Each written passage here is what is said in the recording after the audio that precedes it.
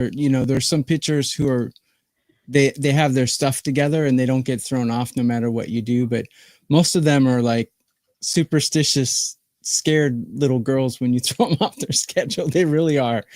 Yeah, it's funny.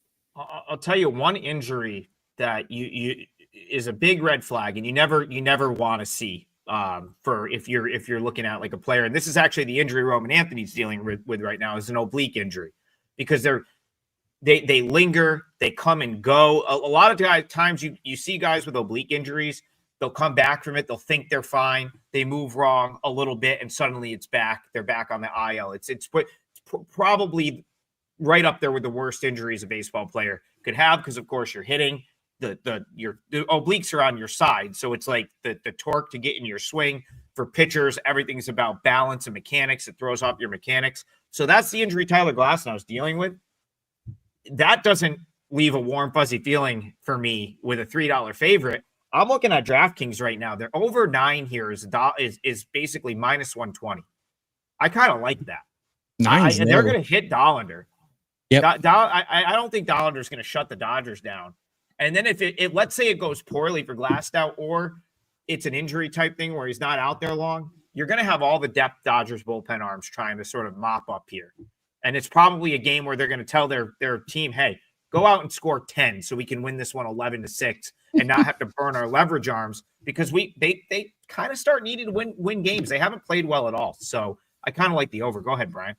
I just want to point out that Tokyo Brandon's favorite player, Max Muncy, is supposed to come back off the IL today. And that gives them a huge power advantage that they just don't have with his replacements.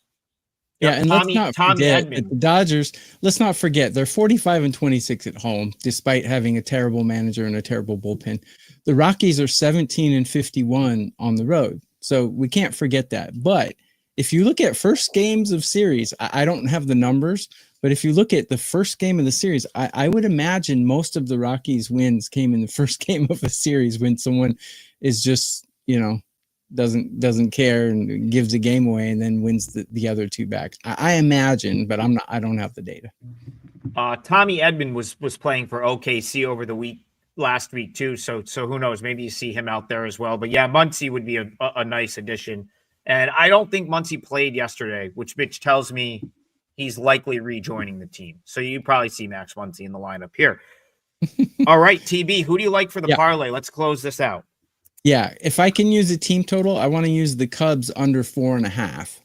And I'm seeing that at minus 115.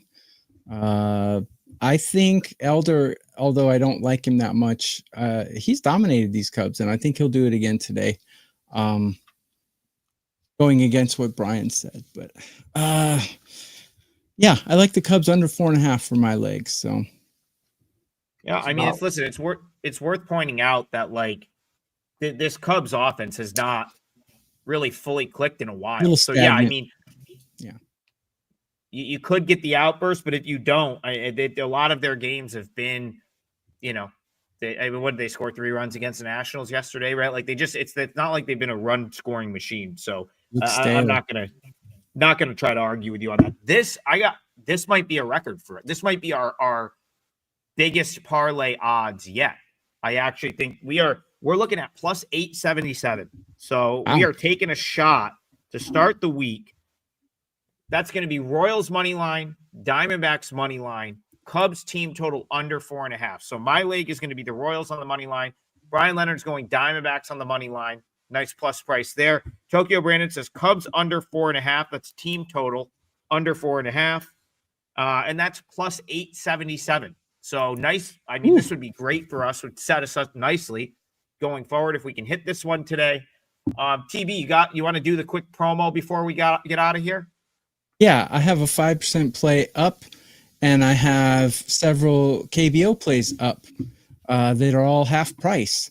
And I'm sure these two gentlemen will be putting something up. I have a free play up too. So go to WagerTalk.com sometime today and see what we are all offering. Us three, we generally put a lot of free plays up. So at least go and check that out. Have a great day. Yep, I'll actually have a special on my All Access that's going to be up before the end of today. they're working on like a code for it. So take a look at that. Check out Brian's page to see what he has going. And we'll be back here tomorrow morning, 9 a.m. More Total Bases. We'll see you guys then. Have a good day, everyone.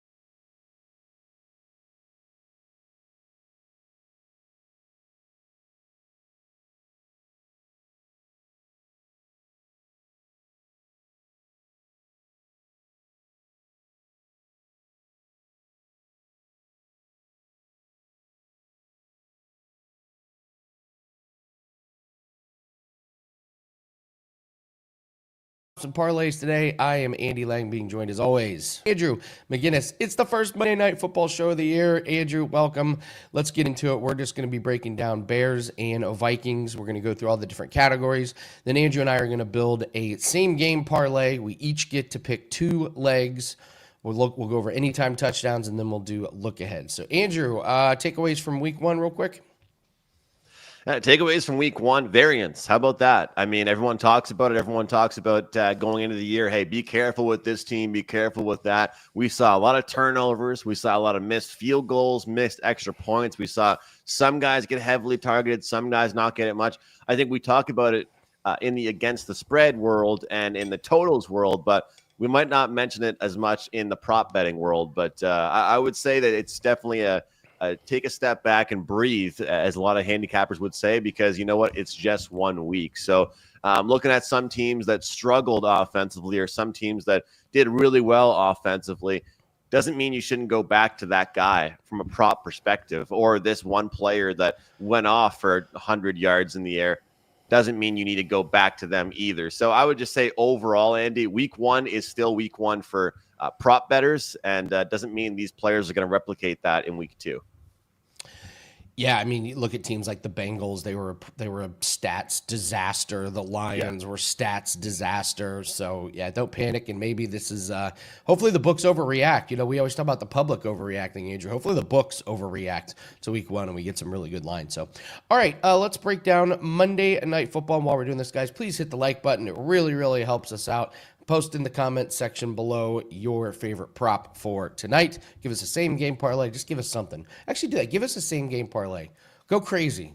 Give me a 10-1 same game parlay in the comment section. Let's hit a banger tonight. So, all right, Andrew, let's start with passing props. We got Caleb Williams and we got JJ McCarthy. I'll go first here and just tell you I'm going to take under 223.5 from JJ McCarthy. This seems like a dangerous spot for a guy making his first start. Monday Night Football. I would expect them to try and run the ball and try and keep this guy out of harm's way. This is a Bears and Vikings. Both are ranked in the top 10 in offensive line from PFF. The Vikings secondary ranks 27th. So if I'm the Vikings, I'm giving a heavy dose of Jordan Mason and Aaron Jones tonight. So I'm taking unders on JJ McCarthy, not because I'm going all in on saying I don't think he's very good, but not sure the opportunities are going to be there, and we saw some bad quarterback play yesterday. So, what do you think about passing props? Yeah, I think I'm right there with you on that one. I'd probably look towards some unders with McCarthy as well. And again, looking at the unders for him, it's not just for him being young. It's also what you just mentioned, Andy, playing to their strengths. You know, I think they're going to protect him well. I think it's going to be a lot of tight end play, a lot of running backs potentially catching balls, and a lot of short passes. So, sometimes we talk about, do we look at receptions or yards for receivers? We look at completions or attempts for quarterbacks. From where I'm sitting, I think if we were looking towards an under and we were picking completions or attempts tonight, I'd probably be looking more towards the completions for McCarthy, because I do think the attempts numbers I'm looking for the attempts, because I do think that there's going to be just so much running going on that he could complete his passes, because there's going to be a lot more safer passes and short passes and connect to that. So probably look towards the under there. Agree with you on that one. But my main one that I like as far as the passing today here, and this has a lot to do with Ben Johnson, new guy in town for Chicago here, and a lot of pressure on Caleb Williams coming into this second season. I liked what I saw in the preseason. I know we're not allowed to say that because it's the preseason, but all the quotes, everything I'm seeing, I feel like they're going to open things up a bit. They're not going to be shy here. So what I like is over 35.5 for the longest pass completion for Caleb Williams. There's going to be a time they're going to air it out, whether it's a play that gives them the lead, whether they're down in the game and they need to make up for it. He's going to air it out a little bit here. And last year, his farthest was 47 yards. But I think we're going to see a lot more excitement, a lot more kind of plays on maybe third and long. They catch us off guard a little bit. Don't just go for that first down, but they go deep. So Caleb Williams, longest pass completion over. I'm with you that I think this offense is going to be much, much better. I think Caleb is going to play with a lot more confidence. I actually have him noted for over 20.5 completions.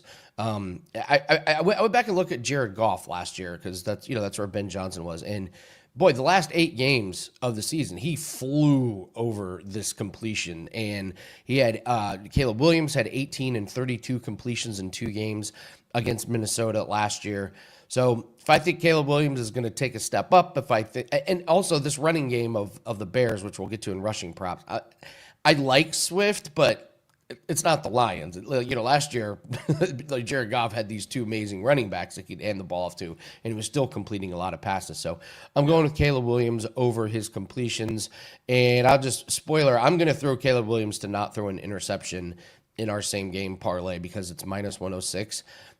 We hit 2 props this weekend on not to throw interceptions, and these are your rinse and repeat. Every week, we're going to play Jordan Love to not throw an interception, and we're going to play Justin Herbert to not throw an interception. Caleb Williams, he only threw an interception like 4 games last year. He throws it away or he takes a sack. He just doesn't really force the ball in a whole lot, and I don't think he had any against Minnesota. So I think we're in agreement here. We like Caleb a little bit, and we're a little bit nervous for J.J. McCarthy, yes? I'm curious to see, Andy, how fast they do kind of let him loose a little bit. Like we're essentially saying that we expect one guy to be handheld tonight and one guy we expect to absolutely come flying out of the gates. We'll see how true that ends up being, but I'm curious to see how exactly loose they let him get right away. Well, it could be a situation where, like, if the Vikings are down, it could get fun because then McCarthy has to, we see him in a hurry-up offense. We have to see him open it up. So that would be, this could turn out to be a very entertaining game. Let's move to the rushing props. Andrew, Jordan Mason's rushing total is 39.5. Boy, that doesn't sound like a backup. That sounds like a timeshare. What's your take on these rushing prop numbers? Yeah, so I agree with that one as well. I think I would probably look towards Aaron Jones rushing attempts under. So I guess that kind of correlates a little bit as well. I think we're going to see a little bit of everything. So I would look towards Jordan Mason, of course, if I'm looking towards the under there on Aaron Jones. But one thing I wanted to mention is the fact that, looking at a guy that I just said is not going to pass the ball a ton, or when he is passing, he's going to be a little bit more safe. I love looking at quarterback rushing props. And I know this is a young man here, but I think the number is just way too low. It was 16.5. Now it's 18.5 with JJ McCarthy, Andy, but I'm still interested in it. I think he's still going to face some pressure. I think that he's going to be smart, hold on to the ball, and he's more athletic than you might think. You look at some of his tape, this guy can move. He'll escape the pocket, and he's not going to blast out for a 25-yard run. But if he gives me a few rushing attempts, bet you he gets over this number here. And again, if we're thinking it's going to be a lot of dink and dunk or over the top to tight ends, who's to say he's not going to get over there a little bit? To me, this number should be more around 25.5. So I'm happy to take JJ McCarthy over. But I think that Mason under on rushing attempts, that Aaron Jones under rushing attempts is good, just because I do expect it to be a pretty shared load. And that's going to be one of those ones. I'll tell you, I watched a game with somebody that was a fantasy owner of Kenneth Walker yesterday. And I have a feeling this type of situation might end up being the same as what you saw there yesterday. Yeah. Like it's on the goal line and you're wondering who's going to be the guy that ends up going in there to punch it in. That might be a problem if you have fantasy running backs on this team. I think more teams should do it from an NFL perspective, but God, from fantasy and props, it makes it an absolute nightmare to figure it out. I mean, but you watch Seattle and it was like, hey, they were both good and healthy, and neither of them were beaten down by the end of the game. So it works NFL wise, but he was plus 105. Kenneth Walker, first drive of the game, they're on the 1 yard line. He's not even out there. I think this rushing prop on Caleb Williams is interesting. I'm looking at his attempts, 4.5. This is a guy that rushed 10 times against Minnesota last year, and when you look at his stat line, I mean, it is a lot of 4s and 5s and 6s. It's a little bit juiced. It's minus 140, but again, kneel downs count. So if they're up and he happens to be out there and grabs a couple kneel downs, he is mobile. We've seen him run. I mean, this is a guy that's had long rushes of 11, 24, 23, 16. So, he can get out there and move. I expected this to be 5.5, not 4.5. So I'm going to look at Caleb Williams to go over that. And I think DeAndre Swift could be really, really utilized like the Jahmyr Gibbs type role. Is he Jahmyr Gibbs? No.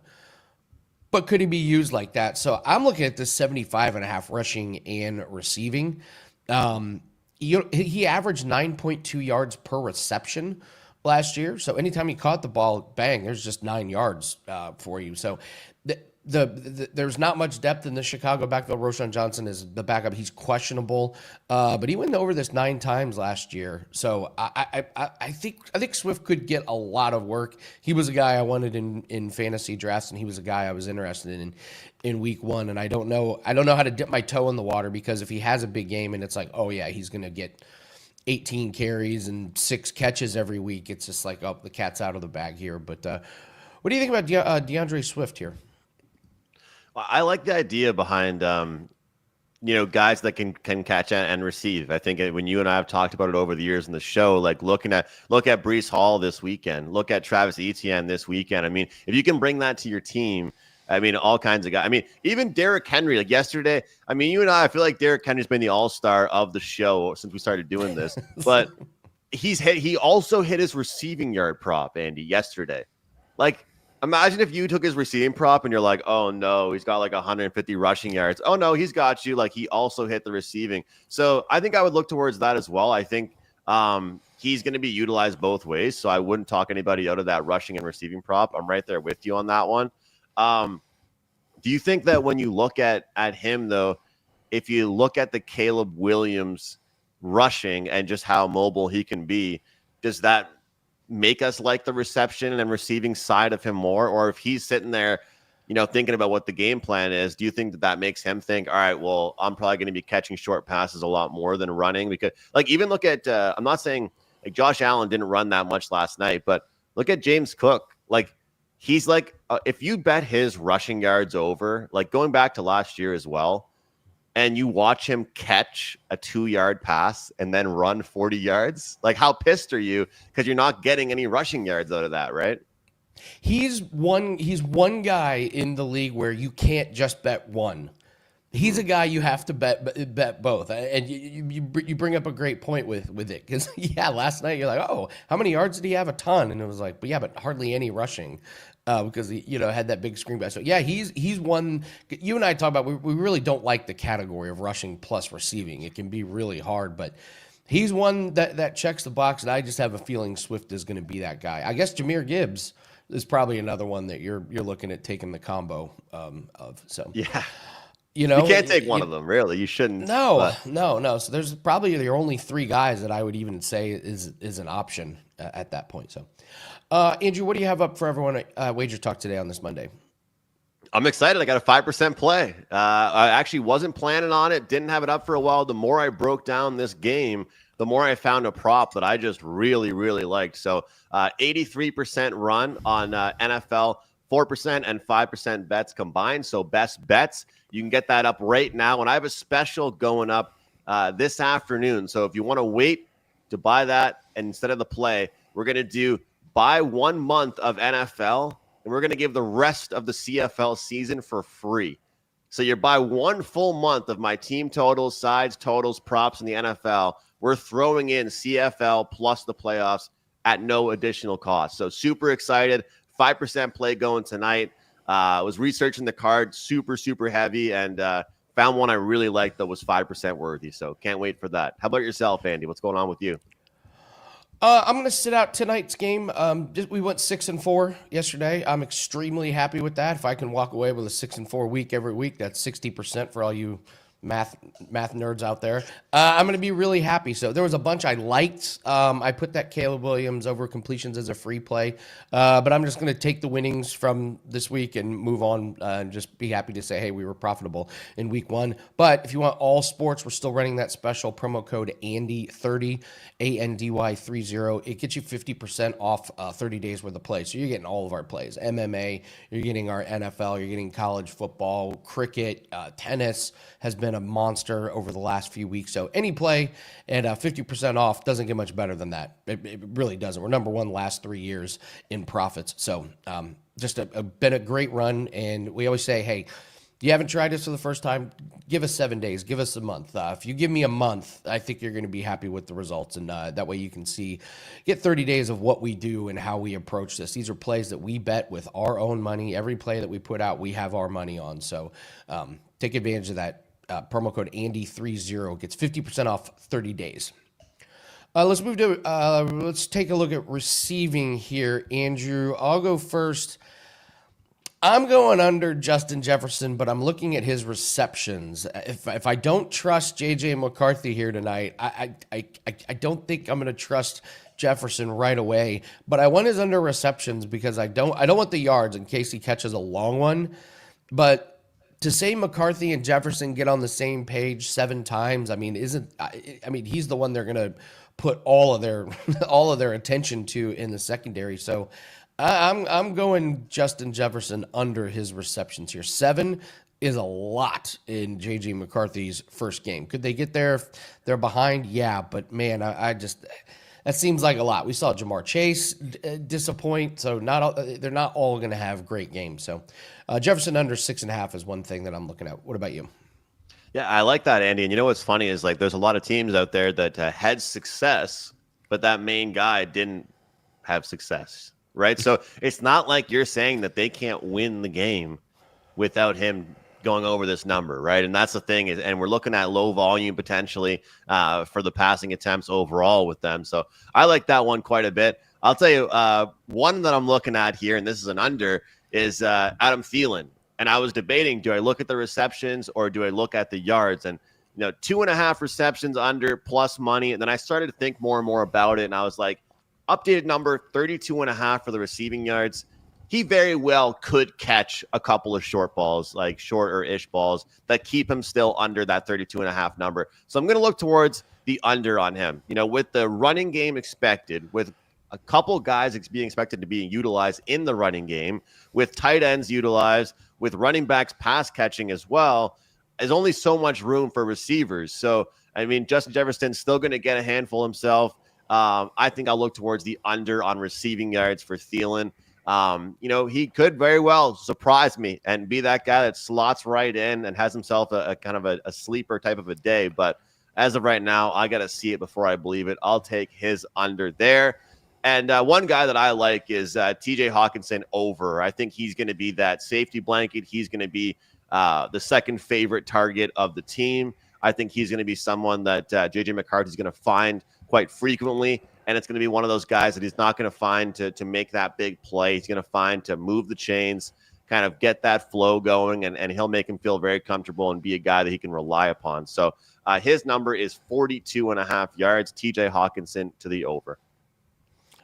So I'm with you on this Adam Thielen. I think you could get really, really cute with this. So I'm messing around with this.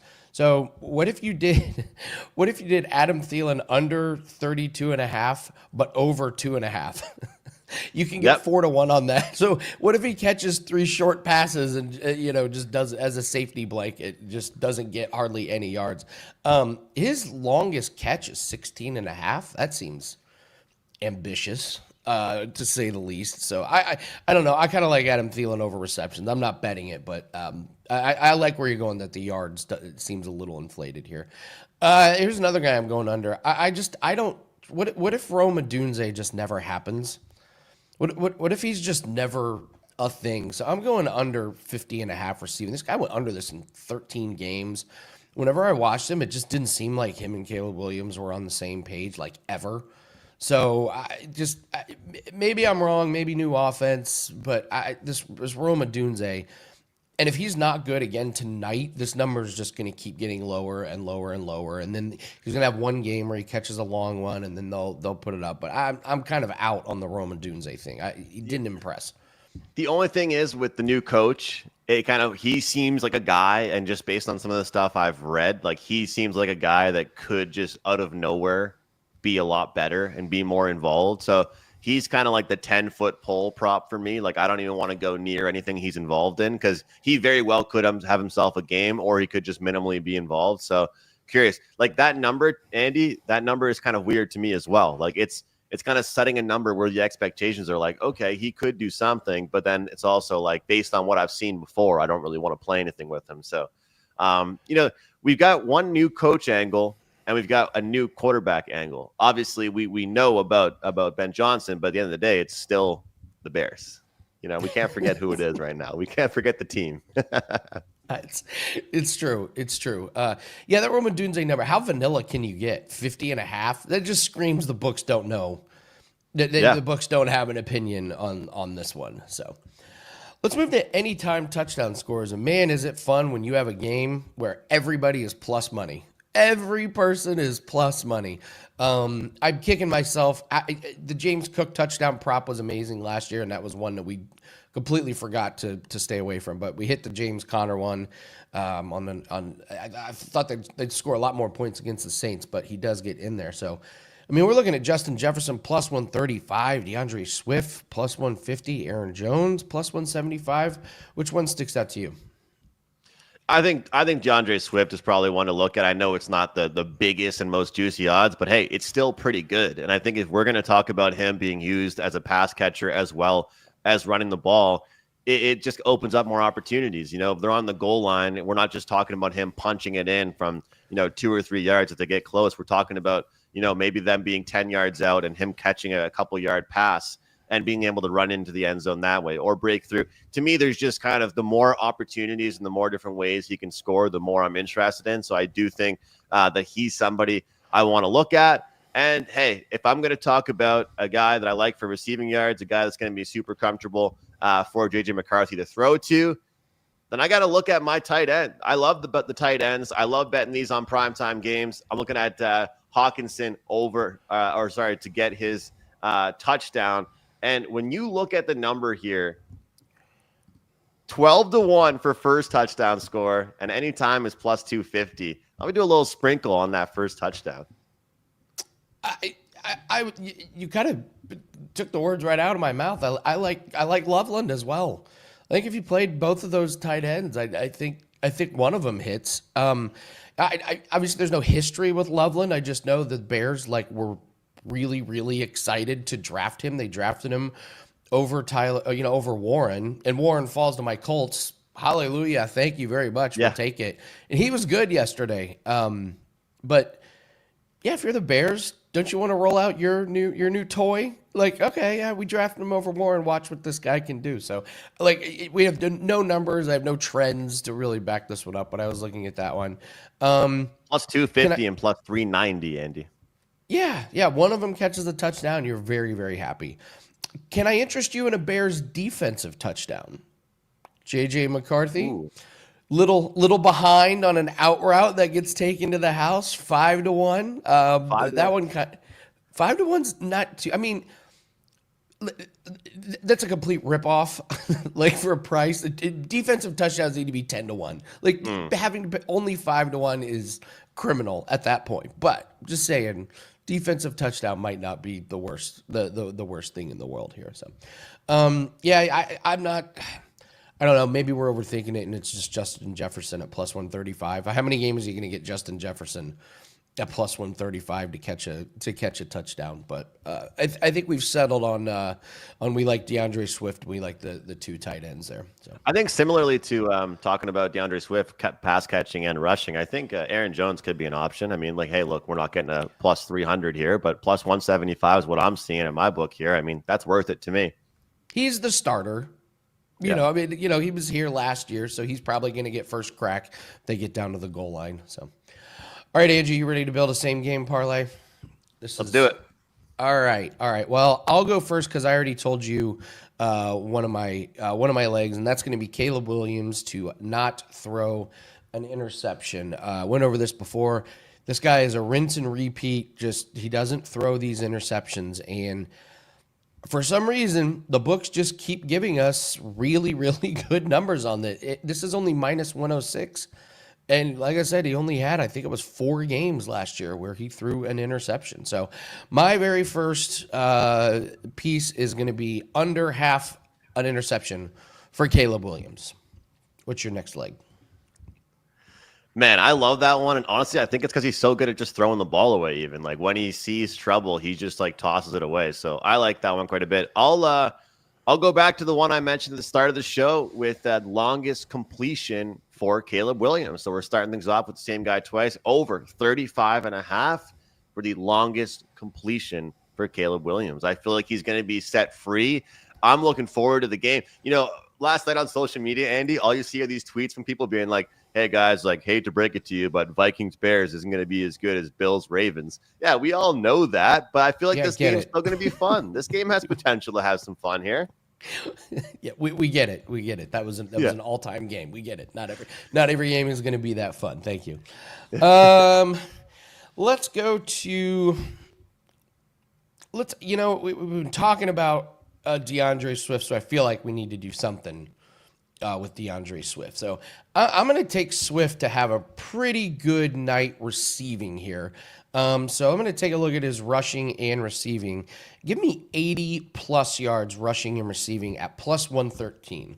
We throw a plus money leg in there to really up the price here. So I'll go DeAndre Swift. There we go, to have 80 plus rushing and receiving. All right, finish us off.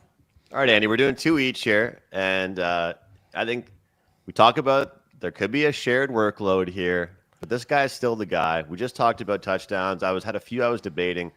Let's get a touchdown one here. Plus 175. Aaron Jones Sr. to get in the end zone. Aaron Jones of the senior. All right, Aaron Jones to go in there. Oh, that really helped us out. This is now a 14-1.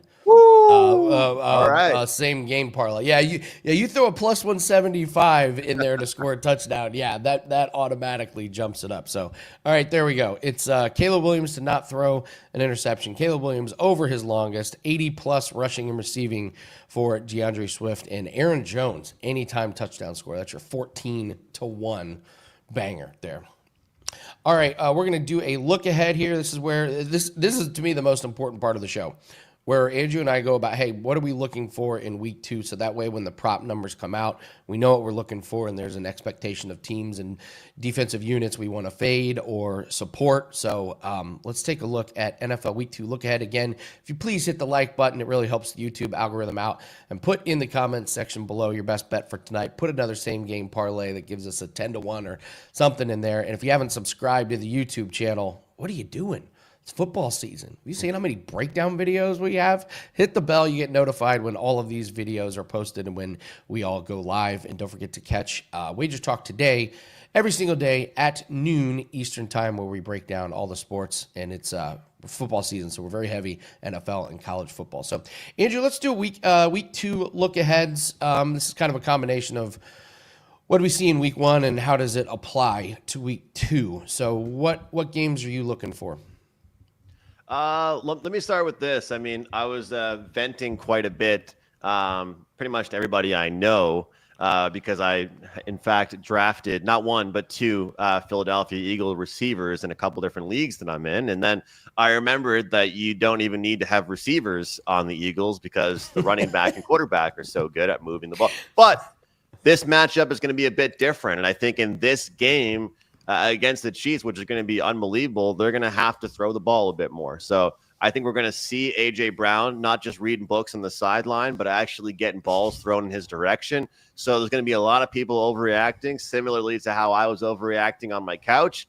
And we could look towards some receiver props here for the Philadelphia Eagles. It's going to be a good one. I think that the Chiefs, I'm not really taking a shot at their defense, but I do think that they're going to be involved in a lot more back and forths and shootouts this year. Very interested to see how this Chiefs team actually starts out, like their first 4 or 5 games. But I'll be looking towards some of those receivers for the Eagles. Which else was it? What else did I want to mention here? There was one. Oh yeah, when I look at for the Jags, I'm not impressed by some of the stuff I saw from the Jags yesterday. Like, I want to look towards T-Law. I know this might be a little bit shocking here because it's the Bengals. I want to look towards T-Law under. I'll be looking towards a couple receivers under. For the Jags. They're playing the Bengals. I get it, but they just played the Panthers. And I think that we did see a lot of long drives from this Bengals team yesterday. I feel like that's going to be a new thing that they want to do, is establish possession, hold on to the ball a little bit, not be involved in these shootouts. The fact is, I know it was against the Browns. Don't get me wrong. But I think that I hear people talking about the Jags yesterday like they played a really good team. I'm sorry, it was the Panthers. So I might look at fading some of the player props there for the Jags. And overall, I want to ask you, like, did you notice there were more fumbles and picks yesterday than usual? Or was that just something that maybe the games that I happened to be watching? Because it's kind of making me want to look at a lot more interceptions props than I ever have in the past. Well, I was betting quarterbacks to not throw interceptions, so I don't think I necessarily, but I think some of the fumbles and turnovers were so exaggerated. Like the Derrick Henry fumble was just like out of nowhere, and it literally cost them the game. That was just that it was. I mean, the Ravens had that game. By the way, the live lines on Derrick Henry, like at some points were like 175. And he got up to 177 rushing, and then they dinged him 9 yards on that fumble. So you were winning your rushing bet, and then all of a sudden you weren't. I noticed kickoffs with these new rules. They're not blasting the ball out of the end zone, so you're getting some better starting field position. I don't know how that affects the props, but I noticed whenever there's a score, you can always be like, oh, I can go grab a snack or a drink or something because they're just going to do a kickoff and blast it out of the end zone. And now that's not really the case. I was watching to see, where the ball is going to end up after the kickoff. So I'll have to go look at the stats and see if there were more interceptions and fumbles this week. Couple takeaways. The Bills secondary is completely banged up. They have basically no depth at this point, and I should have done more with the Baltimore game with points and stuff. We had a Lamar Jackson prop that cashed, but I drafted Justin Fields in both of my fantasy leagues, and he did exactly what I thought he was going to do. Ran for 48 yards, scored a touchdown, only completed 16 passes, but super efficient. I think he's going to have another big game against this Bills team. This Bills secondary, they are lacking weapons. They're not healthy right now, so I will absolutely take some Justin Field props. Just going down these, I'm taking unders on this Commanders team on Thursday night. That Packers defense looked great. Andrew, your team is really good, man. You guys, I'm excited. You guys are very good this year. Did you see the rushing yards for the Tigers for the Lions when Micah Parsons was out there? -4. -4. Wild, man. Wild. That's going to be an overreaction game. Like, oh, the Lions are done. They don't have their coordinators. I'm going back to the Lions props. I think your team's just that good. Calm down on my Colts. They're not this good. They just happen to be playing the Dolphins. So if we get an inflated number on my boy Daniel Jones, I'm taking the under on that one. Giants and Cowboys. I expect a little bit more from Pickens, but by the way, the Giants, I would expect him to get the ball a little bit more. The Giants were great. What the coach say was like, this loss is absolutely not on Russell Wilson, and they were like, well, is he going to be the starter next week? He's like, I don't know. I feel like that's happening for a few years now. So okay. Bears and Lions. We'll see what the Bears defense looks like tonight. I'm not going to be scared of the Lions offense. They're going to get back on track. Rams and Titans. I got nothing. Patriots and Dolphins. Woof. That's a bad game. Well, I just want to say, Drake May, I used to always bet the Mac Jones over on completions on our show, and then Drake May I didn't really do much with. They had 13 points, Andy. He had 46 passing attempts, 30 completions, 287 yards. Like, he was slinging it. He doesn't really sling it that far, but unfortunately, I was forced to watch this game because I had a teaser with the Raiders plus 8.5. Like, Hunter Henry and some of these guys being involved. Forced to watch the game. Yeah, I had a gun to my head to watch the Patriots game yesterday.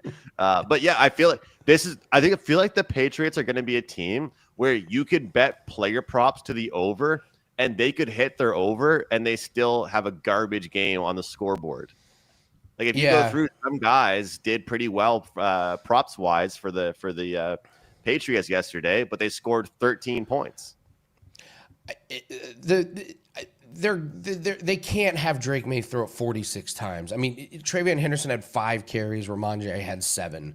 I mean, Drake May had 4. They have to run the ball a little bit more. And this wasn't like a game where they were getting blown out. They were in the lead at one point, and they just refused to run the ball. There's going to be an adjustment there. 49ers and Saints. My biggest regret was not putting anything with Pearsall in. That's a guy that's going to catch his longest reception a lot.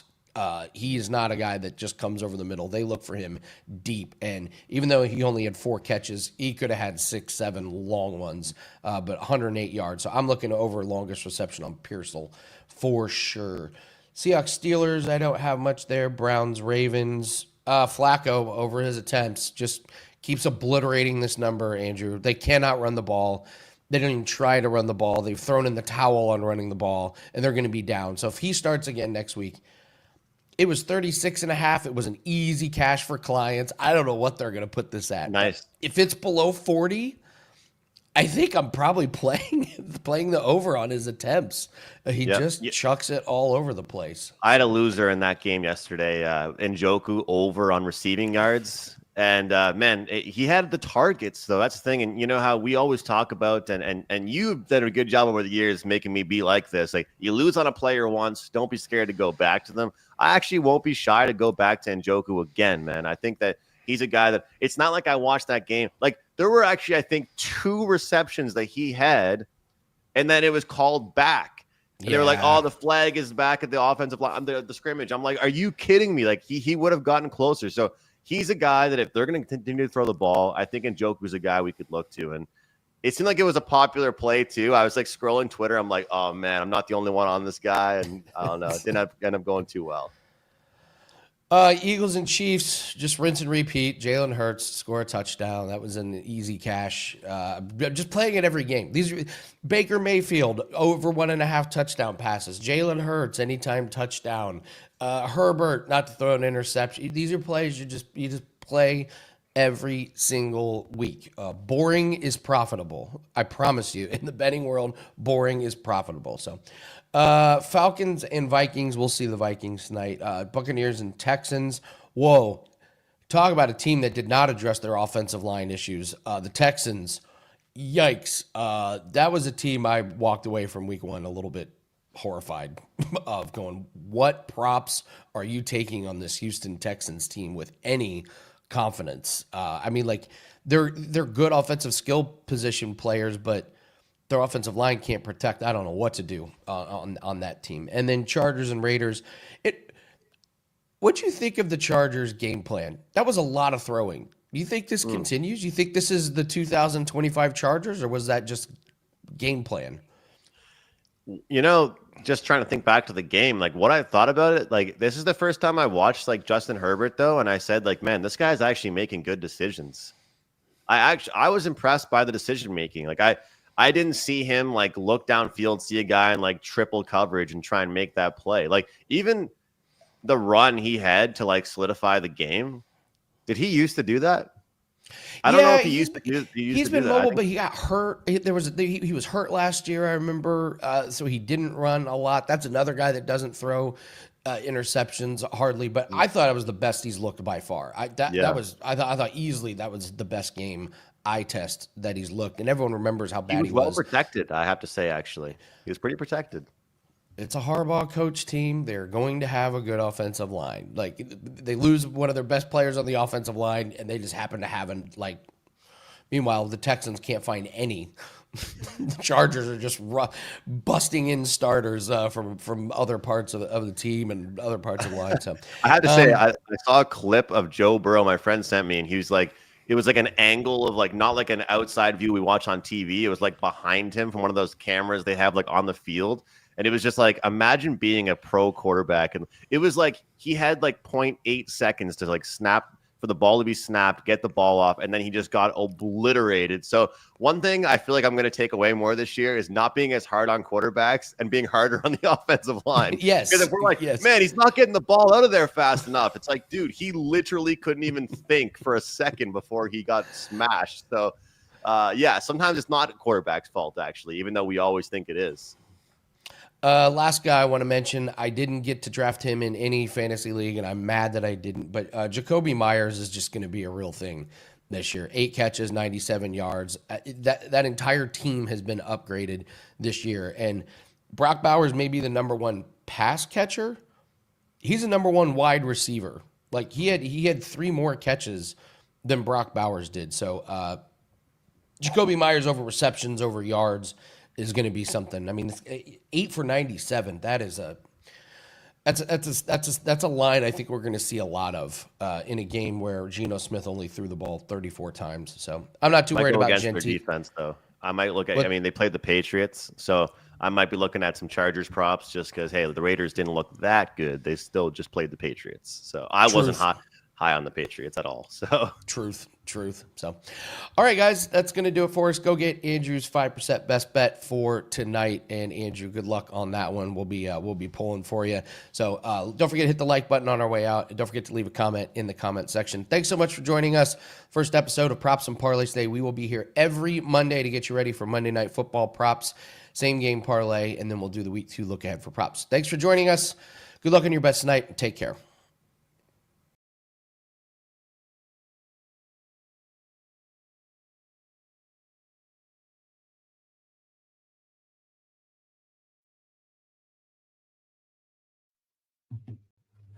Five free plays for September 8th. We're talking Monday Night Football with the Vikings taking on the Bears, plus some looks for tonight's Major League Baseball card as well. Big thanks to all of you that joined me over at WagerTalk.com yesterday for another winning day. Went 2-1 in the NFL, including a no-sweat 4% best bet winner with the Packers. It was a 6-2 week for me in football. 3-1 in college, 3-1 in NFL. Slow and steady wins the race. We'll take 6-2 every week.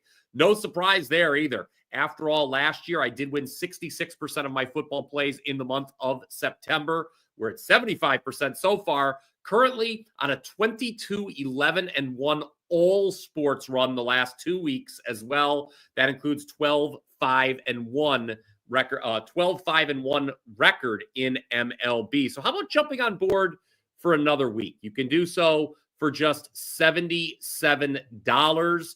Yes, this time is running out to take advantage of this deal, but I recommend that you do so. 7 days, $77, just $11 per day. For that price, you get all my picks for the next week. That's college football, NFL, Major League Baseball, and even, yes, soccer as it returns from the international break. Now, the following 5 plays, the following 5 free plays, I should say, they won't cost you a thing. That's how we roll here on the Power 5. Obviously, they are free. 5 free plays each and every day here on the WagerTalk YouTube channel. All that I ask is that you do smash the like button at some point, whether it's to agree with one of the free plays or to simply show your support. Your free Monday Night Football pick, actually, there's going to be 2 of them right around the corner. But first, let's get into some MLB. Royals Guardians, 6:40 Eastern. It's your free game of the day on Prime Video. Guardians surprised me a bit by taking 3 of 4 in Tampa Bay over the weekend. Now they return home to host a division rival that's also won 3 of its last 4 games. Both AL Central clubs remain on the fringes of playoff contention. Again, though, I've got a point at the run differential column here. Despite having nearly identical won-loss records, the Royals' run differential is -1, while the Guardians is -48 for the season. But at the edge in starting pitching, that really pushes me over the edge to bet on the road team here tonight. Kansas City turns to Ryan Berger, who has made 6 starts since coming over from San Diego. In them, he's allowed just 22 hits in 33 1/3 innings, a 2.43 ERA. You go back to his time with the Padres, Berger has allowed 2 or fewer earned runs in 8 consecutive starts. He'll be opposed here by Slade Ciccone, who is winless over his last 8 starts with a 6.14 ERA. Also have to mention, the Royals score more runs on the road. The Guards score less at home. Look for the road team to take tonight's series opener. Number 2, Twins Angels, 9:38 Eastern. Expect plenty of runs in this one. Bet the over at 9. Angels going with Caden Dana. He does not have the most decorated of resumes, folks. This guy, it'll be just his 2nd start for Mr. Dana and just the 4th appearance overall at the big league level. So far, 4.91 ERA, 2 home runs, 6 walks allowed in 11 innings pitched. He wasn't very good in AAA either, was Dana. 5.93 ERA. I know the Pacific Coast League is hitter-friendly, but still, it's bad. 5.93 ERA anywhere. Home runs and walks were an issue down on the farm for Dana as well. So the Twins offense should be able to get going here. Don't forget, Angels bullpen ranks last in the American League in earned run average. On the flip side, Twin starter Simeon Woods Richardson has an ERA of 6 over his last 5 starts. That's not just an Angels lineup that is top 5 in home runs hit this season. Twins bullpen's pretty bad as well, bottom 6 in all of baseball, so over 9 it is there. Number 3, Diamondbacks Giants. This one's on FS1 tonight. 9:40 Eastern. I'll go under 7.5 here. Two hot teams. D-backs have won 8 of 11. Giants have won 11 of 14. Both did lose on Sunday, however. In fact, the Giants, they're coming off back-to-back losses for the first time since August 22nd. They'll be turning to Logan Webb tonight. Webb has been dynamite as of late. He's gone 3-0 with a 2.16 ERA over his last 4 starts. He also has a 2.46 ERA in 13 career starts versus Arizona. Traditionally, Webb has also pitched better at home. Of course, Oracle Park is pitcher friendly. It's a big reason why Webb has pitched better at home. But on the flip side of that is the Giants are bottom 6 in runs scored at home this season. So their offense, while Webb benefits from Oracle Park, the offense is hurt. Arizona is going to give the ball to Nabil Crismont, who has looked good since joining the rotation. Will he be enough for the D-backs to overcome Webb and a Giants bullpen that has the second lowest ERA in all of baseball? We shall see, but it's under 7.5 for me. Now, let's talk Monday Night Football. Vikings Bears, 8:15 Eastern on ABC and ESPN. You can choose which station you'd like to watch it on. Already told you to put the Bears in a teaser yesterday on the Power 5. What a comeback it was by the Bills to cash that first leg, huh? That was one of the great Sunday night games we've seen in recent memory. So, not going to give you anything else on the side. I'm cool riding with the Bears in the second leg of that teaser. We can hopefully cash that. But let's look at the total and a player prop for tonight's game now. For the total, I would play under 43.5. It's number open 44.5, so it's already down a full point. Two great offensive minds going at it here. Kevin O'Connell, Ben Johnson. I understand that, but there's plenty of familiarity since Johnson, first-year head coach in Chicago, comes over from Detroit. I'm taking a wait-and-see approach with Minnesota quarterback J.J. McCarthy. He's making his first NFL start on the road. No Jordan Addison for the Vikings either. He's suspended. And on the other side, I don't necessarily try, even though I think the Bears will at least keep it close at home, I'm not sure I trust Caleb Williams to have a ton of success against Brian Flores' defense. I know in the one game last year he did, but even with the new play caller, I don't think Williams is going to do a ton here. So under 43, unders were the story on Sunday across the league. 11-2 if you bet every under yesterday. That said, despite that I like the game under, for the player prop, I do like Bears wide receiver Rome Odunze to go over 50.5 yards receiving. It's a former top 10 pick that Johnson figures to integrate into his offense. He really has no choice to. Keenan Allen's moved on, so Odunze should get more looks. He was targeted a decent amount last season, despite the disappointing production. I'm just expecting better numbers from the second-year wideout in 2025 starting tonight. All right, recap time here. Let's go through the plays one more time. Number 1, Royals, money line against the Guardians. Number 2, I like the Twins Angels over 9. Number 3, D-backs Giants under 7.5. Number 4, Vikings Bears under 43.5. And then Rome Odunze over 50.5 yards receiving.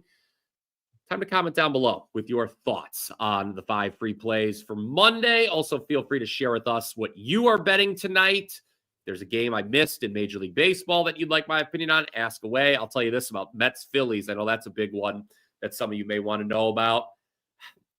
I like the revenge angle for the Phillies here. They were swept in New York the last time these teams met. Phillies a lot better at home than they are on the road. The Mets clearly not as good on the road as they are at home. But this pitching matchup doesn't work for the Phillies, does it? With Nola opposing McClain. So if you'd like the Mets, I would bet the first 5 probably in that. I'll let you know there so you don't have to ask. But after you're done commenting, what you want to do is head on over to wt.buzz/BP. Click the link in the description below. I'm going to mention it because this deal, time is running out, like I said at the top of the show. This deal's not going to be around for much longer. 7-day all-access pass for only $77. Again, I'm coming off a 6-2 week in football. 3-1 in college, 3-1 in the NFL, 22-11-1. All sports run the last 2 weeks. Have hit 67% of my plays in all sports the last 2 weeks. Again, no surprise there. We hit 66% in football last year in September. Up 45.1 units in all sports since May 24th of this year. So long-term track record of success. Why not get on board for the next 7 days? With that, another edition of the Power 5 is in the books. I really hope you enjoyed it, guys. A reminder to both like and subscribe. I will be seeing you again tomorrow here on the WagerTalk YouTube channel. Until then, let's cash some tickets.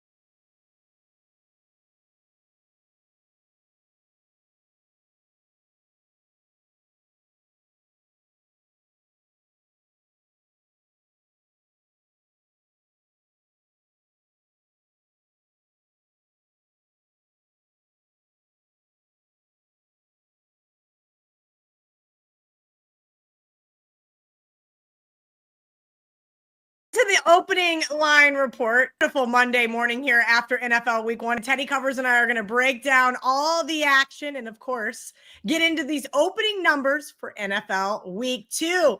Teddy, welcome in. First question I have for you is, how was your morning? Oh, Dan Alexander showing everybody he's back, just in case you guys want to know. The comment section is always like, where's Dan? Sorry, the guy went on a honeymoon. Everybody relax.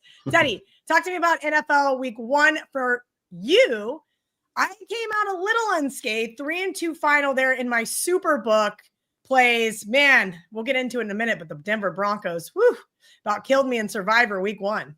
Sure, Denver, and they got there. They survived, but wasn't a pretty performance offensively for Denver. Defensively, they were dynamite. I went 2-1 yesterday, but I lost the big one, unfortunately. And I spent freaking a month debating side total with the Texans Rams, and I decided on side. And I should have decided on total. The under was the clear choice in that game and many games yesterday. But 2-1 Sunday, I can't complain too much when it comes to the NFL. That being said, I should have played the under instead of the side on the Texans Rams. Let's get into that first really quick. Unders went absolutely bananas yesterday. They were 11-1, of course, until Sunday Night Football. And then that game ended up being in the 80s. I went to bed at halftime. I thought, all right, good win, Ravens, regular season Ravens. Congrats, Ariel Epstein. I woke up at 3 a.m. like, holy crap, I missed the second half of an amazing football game. Talk about these unders. Week 1, we talked about divisional unders here on this program. Those cashed really well. The lone over in the morning slate. Of course, I had to fade my dad. Walking out of his house yesterday morning, he said, I love the Steelers under this morning. I look right at Brett and I say, all right, we got a game to watch on the way home. And it was over in the third quarter. It was over in the first quarter. The offenses were marching up and down the field. It was always over in the first quarter as the Eagles game was, except for that the Eagles game never got there. Obviously, the Steelers game against the Jets very much did. But unders yesterday, 11-2 for the week. Unders 12-3. So that's the story of Week 1 is unders in the NFL. Obviously, with all those divisional matchups, every one of them stayed under the total for what it's worth. We also had a kind of a rare situation yesterday where over the weekend, 4 teams won but didn't cover. And that doesn't happen that often in the NFL. You might get 1 or 2 of those a week. In general, it's about 83%, between 80 and 85%. If you win the game, you cover the spread. But this past week, Cincy didn't get there against the number. They were lucky to win. Philly didn't get there against the number. Denver didn't get there against the number, much to your chagrin, Kel. And, of course, Pittsburgh. The Steelers ended up winning by 2, a game they were favored by 3. And so wasn't an abnormal number of teams winning but not covering the number. And there were, I mean, we look at, I mean, Miami, Indy, I graded at pick. Green Bay and Detroit, I could grade at pick. Tampa Bay or the San Francisco, Seattle, you could have graded that at pick. There were all these pick-em games. And it's like, how did the favorites do? Well, am I going to count the -1s as favorites for the week? I'll call it 6 and 5. Favorites covered 6 out of 11 in games that were lined at -2 or higher, where there was a clear choice of who the favorite actually was. But that ended up being 6 and 3 yesterday after the Chargers and the Cowboys covered as underdogs on Thursday and Friday night. Teddy, I want to back it up real quick because I brought up the Denver Survivor. I also laid 8.5 with the Broncos and teased them down. That was a really frustrating game for a magnitude of reasons. 2 Bo Nix interceptions, a turnover, a walkie play on special teams that resulted in a turnover. But the end of the game was really perplexing to me. Sean Payton, I thought, had 2 options: kick the long field goal or punt. And he had Bo throw up this weird, almost Hail Mary-esque type ball. What was that all about? So Payton's quote after the game was that he didn't want to risk the kick. He didn't want to risk the field goal. He was worried about the field goal being blocked. The longer field goal has a shorter a trajectory that's not as high. And he's like, the only way we can lose this game is if we screw up. So I'm not going to kick the field goal. So the question now is, do we go for it on 4th down, or do we punt and try to pin them deep? And from where they were, I mean, they were in position to kick a field goal. He wasn't going to punt there. So it's like, yeah, we went for it. We chucked it. If we win it, if we complete the pass, we end up we take a knee. His explanations were reasonable in this bettor's opinion. And of course, Payton is a coach who's not worried at all about the point spread. The NFL coaches aren't. Some college coaches sometimes are. You see some funny shenanigans. Kentucky kicking the field goal late in the game, for example. Well, I'm sure that that's something you were pleased with. But in the NFL, they don't give a crap about the point spread. And, Payton doesn't care about the point spread 1 iota. And the attempt there on 4th down was a mitigating risk. He thought that was the best option, and his explanation sounded reasonable. Okay, fair enough, because I was certainly playing sideline coach going, what the hell is he doing? Oh, yeah. I knew in no form or fashion did I deserve to cover that game. That wasn't what I was more upset about. I was very happy to survive, but it just seemed like he had 2 options. But maybe we'll see coaches do some more interesting calls like that in the future. Ready to talk Monday Night Football? We've got the Minnesota Vikings taking on the Chicago Bears. Yeah, and really, this line's done a whole lot of nothing over the course of the last week. It was 1.5 last week. It's still sitting 1.5 right now. There's been a little bit of under money, 44s last week. Now it's 43.5. But aside in total, this isn't a big mover. And again, basically none of the week 1 games were. And honestly, looking at the week 2 card, we're not seeing a ton of movement just yet either on that card. So whether the odds makers have been, and the odds makers and first bettors have been more adept at creating a point spread that is not going to attract further significant further wise guy attention, or whether it's just a little bit of early year randomness where the lines haven't moved very much. This is that story for tonight. And a fascinating game for me. I haven't been involved. I lean Minnesota here. I'm not involved yet in the game for the clients, and I'm not convinced that I will. I think there might well be some growing pains for Chicago offensively, and Minnesota defensively on paper looks pretty good. So I'm concerned about Caleb Williams and the Bears' ability to execute in their first game with a complex offense against what I consider to be potentially a top 5 defensive unit in the league. So lean here is Minnesota, but can J.J. McCarthy get it done? And that's, everything the Vikings have said and everything we've seen says yes, but obviously it's different the first game, first time. And he's every bit the rookie quarterback that Cam Ward is, for example, even though McCarthy does have a year of experience under his belt watching film and sitting in an NFL room. All right. Almost 1,200 of you guys watching live here on this Monday morning. If you're just joining us, this is the opening line report. We're going to break down all of the NFL Week 2 action. If you guys have a question for Teddy, and we have time at the end of the show, drop it in the chat. Teddy, let's go to Thursday Night Football right here out of the gate. Commanders had a convincing win over the Giants. Packers had another convincing divisional win over the Lions. let's overreact and give both of these teams an entry into the NFC Championship game. It was pretty funny to watch some of these fan bases yesterday. I happened to be watching both games with some fan bases, and boy, oh boy, were they getting hyped up early. Sure. And week 2 is NFL overreaction week. Week 3 is even more of an NFL. And there's one game in particular that has the potential to be an enormous, I don't know if it'll be an overreaction or not, but we'll talk about that game in a minute. Let's talk about this one. Washington and Green Bay. Like I'm going to do every game all year, I'm going to give you 4 sets of numbers right here. The look-ahead line.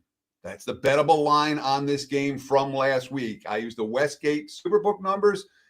There are other numbers out there. But really, with as many books that are putting out look headlines now as there are, I use Westgate, and if they were way off the market, I used consensus. So, but I always give the Westgate credit for this. But look ahead line, then I'll give you my powering number. I'll give you the opener last night, and then we'll talk about where the market is right now. Look ahead line here: Green Bay -2.5, 48.5. My powering number had the Packers -4. The markets opened last night. 3 -20 / 3.5. We'll call it, 3.25. There were 3s with juice, and there were 3.5s out there. Total opened anywhere between 47.5 and 49. As we get up Monday morning, right now, looking at the Odds Logic live odds screen, mostly 3.5s out there for Green Bay. There is a prominent 4 at a leading indicator book. Total 48 / 48.5.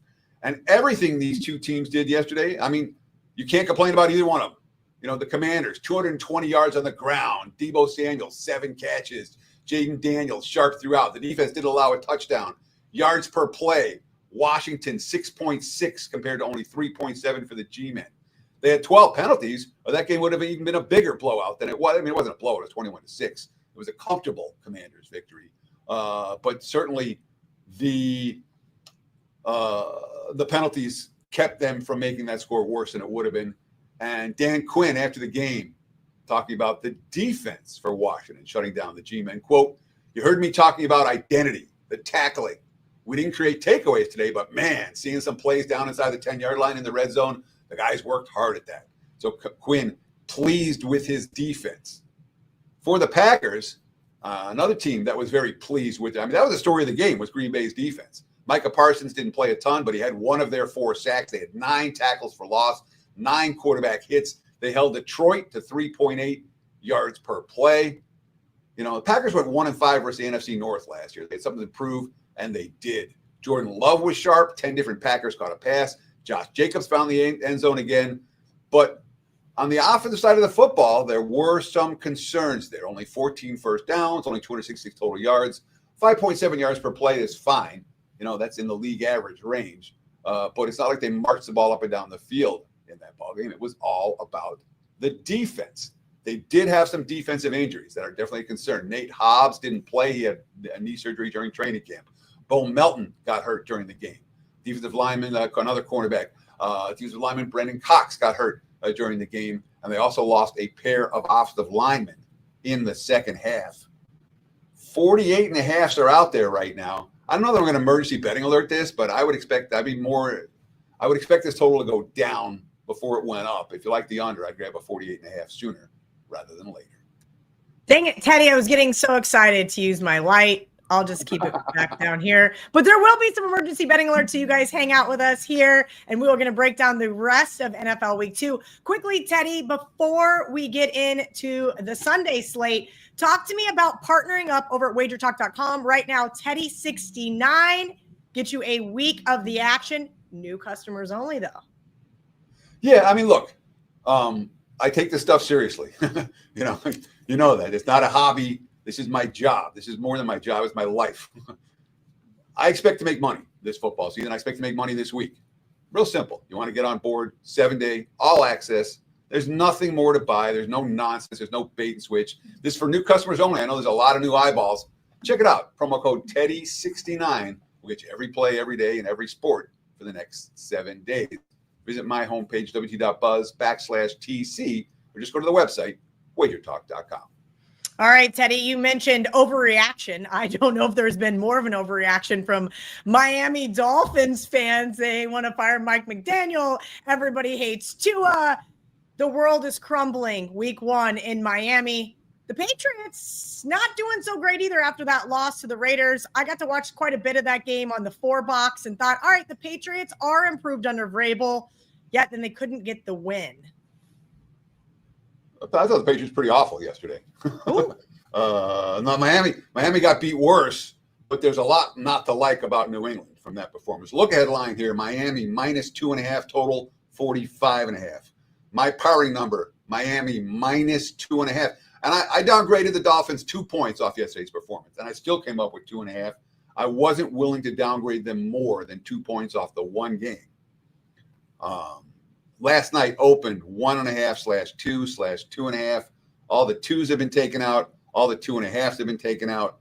Now we're looking at 1.5. Oftentimes what's in juice, and there are some 1s out there as well. Total last night opened anywhere 43.5, 44, 44.5. And we're seeing mostly 44s in the market this morning, so they kind of split the difference, took out the 43s and the 44.5s.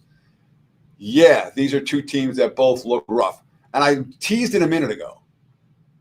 If Miami loses this game, the markets are going to crash on the Dolphins. The Dolphins are going to be priced like the Carolina Panthers moving forward. If Miami wins this game, it'll be a different story. But this is a potential crash game for Miami. So if you don't like Miami this week, you may want to bet against them next week as well when the lines come up, when the look ahead lines come up, because the Dolphins, again, this is a prove it or you stink week for Miami. And again, the quotes coming out of it, I mean, there was nothing to like. They had 43 total yards in the first half. Miami did. Indy ran 43 plays in the first half. Only 12 rush attempts. Only two of which were scrambles. The story of the game wasn't even the offense. It was the defense or lack thereof. And, of course, the -3 turnovers didn't force any. Mike McDaniel, not amused after the game. Quote, when you lose the turnover game, -3, you turn the ball over on downs, you run into the kicker, you have 12 guys in the huddle, you only have 20 minutes with the ball in your possession. That's a formula for failure and nothing else. We have one direction to go from here, and it's the opposite direction of what this effort produced. Tua's quote was very interesting to me. We got to go. Let me start. I'm going to take a minute and read the long quote. You never want to look at it as this is just week 1 when we'll take our loss and the way we lost. None of the fans pay for the Miami Dolphins to put up 8 points and watch the other team drop 30 on them. We need to look in the mirror. We need to hold each other accountable. And I would definitely say it starts with me. I think as a team, this was something we were trying to avoid. But could this be good for us? I don't know. We'll see how we respond next week. We got to go back and look at the film, but I'm definitely curious to see. Again, this is Tua talking. I'm curious to see. I came in on Tuesday and seen these guys last week. I want to see if these same guys are watching film on Tuesday this week. I want to see how everyone goes about their process. That's a quote to me that's kind of throwing a little shade on your teammates. And maybe he's lighting a fire under their ass. Maybe he isn't. But if Miami can get a win over New England and everything's fine. A loss to the Patriots, and this is a sinking ship. But, I mean, New England was pretty awful, too. Not like the Raiders played great. Not like the Raiders are great. And the Patriots, I mean, Drake May had 50 dropbacks, only 18 rushing attempts, 4 of which were May scrambles. Travion Henderson, 5 carries. Mike Vrabel. We have to be more balanced. They gained less than 5 yards per play, allowed 6.3, allowed 9 completions of 20 or more yards. I'm telling you, I had the Raiders in that game, and I couldn't believe how open the Raiders receivers were all game. They shut down the run. They sacked Geno 4 times. Didn't matter. There were open receivers all game, and the Raiders were able to take advantage. That's something, in theory, Miami might be able to take advantage of as well. So, again, this line is not it's not going to flip. We're not going to see New England as favorites in this ballgame unless we get some really bad quotes out of Miami this week. But it certainly has the potential to be a statement game for the Dolphins. They're on my short list for this week as a bet on team. Ooh, fading those narratives early. Teddy Covers mentioned it is overreaction week, and that's what I'm looking for as well. Is Jacksonville going to be maybe an overreaction? Jacksonville heads to Cincinnati there on Sunday. I do have the Bengals, Teddy, on my short list for Survivor. The look ahead, let's talk about this one. And now Woo, I don't know. I may have to cross them off my list. I'm a little nervous on what I saw from the Bengals there at the Browns. Look ahead line, Cincy -6.5, total 49. My powering numbers, Bengals -4.5. The markets are sitting at 3.5, total 49.5 last night. That's been bet up. We're seeing 50s and 50.5s this morning. Doesn't look necessarily like it's going to go a whole lot higher than that. And it's interesting to see that total get popped, considering how bad Cincinnati was offensively yesterday. Joe Burrow had 113 passing yards. Chase Brown was 21 carries for 43 yards, along of 6. The offense basically didn't work. In fact, Cincinnati, with their 7 total yards in the second half, the lowest total by a winning team since at least 1995, with 7 offensive yards after halftime. 5 of the 6 possessions after halftime were 3 and out for Cincy. First downs, Cleveland 22, Cincy 11. Cincy 2.9 yards per play. And yet this total's been bet up, which tells us that the markets aren't all that worried about the Bengals offense long term. They didn't play well yesterday. Myles Garrett kind of wrecked things again and again in that game. Myles Garrett was really impactful. Joe Burrow, quote, "We found a way to win." Like somebody said earlier, we didn't win any of these games last year. Usually when you can win a game like this, it's a recipe for success. It means you're going to be a good team if you can find a lot of different ways to win, and we did today. And yes, they won the game. Yes, they didn't have to do anything after halftime, but let's be real. Cleveland lost that game with their miscues and their inability to hit short extra points or field goals. We'll talk about that in a minute, but the Bengals were certainly in position to lose. They got lucky. And the market's reflecting that with this number. And of course, there's anti-Bengal sentiment in the markets anyway. For early in the season, a team that had a lot of defensive question marks, and those question marks weren't necessarily answered yesterday, even though Flacco threw interceptions. I think both his picks were off receivers' hands. As for Jacksonville, 200 rushing yards yesterday. Trevor Lawrence talked about how he loves the new offense under Liam Cohen. They had 11 penalties. They went 2 of 5 in the red zone. So it wasn't like the type of performance that people are excited about with mistakes. The defense did force 3 turnovers. Again, they only forced 9 turnovers the entire season in 2024. Trevor Lawrence, quote, "It feels great, the direction we're heading. You got to take it for what it is. We won in week 1, but no one takes it for granted how hard it is in this league. We're already proud of that, but it's only one game. We've got to keep doing it. Consistency is what will be the difference." And that's a positive quote from the Jags. They looked good yesterday. The competition much tougher this week as they travel to Cincinnati. All right, another divisional game. We just mentioned those Browns, Teddy. And I tweeted, Browns did everything they could to lose that game and subsequently did. Now we got the Baltimore Ravens. I mentioned I went to bed last night at halftime. I know that's not part of my job description, but I was tired after the Broncos stressed me out beyond belief. Ravens, would you say the Ravens gave away that game or the Bills won that game? And then talk to me about the Browns-Ravens matchup for this week. Well, Derrick Henry fumbled it away, Baltimore scored on 7 of their first 8 possessions, and then the last 3 possessions, when they just needed a couple of first downs, 3 and out, Derrick Henry fumble, 3 and out, and it left just enough time for Buffalo to rally back. So it wasn't good execution with the game on the line. Here's a fun one. Look ahead line.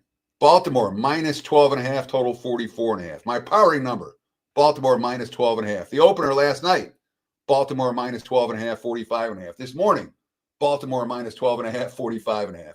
There are a couple of 11.5s out there, a 12 out there, but 12.5, the prevailing number for the Ravens in this one. For Cleveland, it was all about the kicker. They had the rookie, Andre Schmidt. He missed an extra point. That was the difference in the game. Then he missed a 36-yard field goal to win the game. I thought Flacco was just fine. 8 different receivers caught a pass. 5 had between 6 and 9 targeted. He was balanced. There was no running game whatsoever. Dylan Sampson, the 4th-round rookie, 12 for 29. He was a leading rusher. The defense was dominant. Myles Garrett was the best player on the field in that game. They held the Bengals to 11 first downs, 2.9 yards per carry. They won the yardage battle. Cleveland won the yardage battle by nearly 200. Kevin Stefanski after the game. Can't be -2 on turnovers versus a good football team. That's the story of the football game. We obviously missed a field goal, missed an extra point. Those are points in these type of games. You have to come away with points. And yes, both INTs bounced off receivers' hands. Jerry Jeudy had one. Cedric Tillman had the other. Neither of those was the fault of Joe Flacco. As for Baltimore, 8.6 yards per play on offense, 238 rushing yards. Derrick Henry was a monster until the fumble. Lamar averaged 11 yards per pass attempt. But they allowed 5 touchdowns and 7 red zone chances. The last 3 drives with the game on the line, 3 and out, fumble, 3 and out.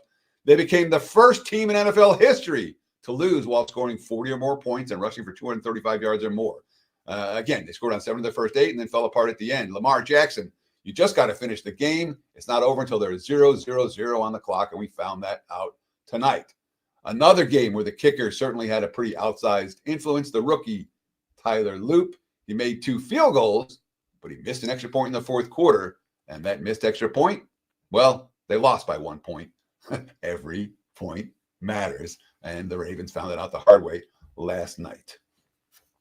All right, Teddy, more divisional games. We've got the New York Giants taking on the Dallas Cowboys. Last week when we did the show, you said, hey, look, we're looking for divisional home underdogs, divisional unders, Super Bowl losers, all of those which did very well last week. Does that carry over into week 2, this whole theory of divisional games going under the total and looking for, not this case, but divisional home underdogs? Not necessarily, no. That's a week 1 angle. Week 2, the angle is look for teams that lost and didn't cover week 1. You know, you want the teams that didn't look good. Okay. The markets overreact. Every team that lost, this is the difference between 0-1 / 1-1. You know, the difference between 1-1 and 0-2 in the NFL is enormous. And there's certainly a sense of urgency for every 0-1 team with hopes. And just like you see in college football, you know, you get that first win and some of the teams go, a little exhale. So the long-term week 2 angle is look towards the teams that lost and didn't cover in week 1, especially the better teams in that situation. You know, the bottom feeders are bottom feeders. But, you know, the teams that are capable are teams that we expect to bounce back. All right, let's talk about the New York Giants and Dallas Cowboys. I do not like to play divisional teams in my Survivor, but the Dallas Cowboys are on my long list, at least for the 5K there at the Westgate, not Circa, because I got to save them for the holidays possibly, but kind of break down this game. Do you think the Giants end up starting Jackson Dart, or is it going to be Russell Wilson for the foreseeable future?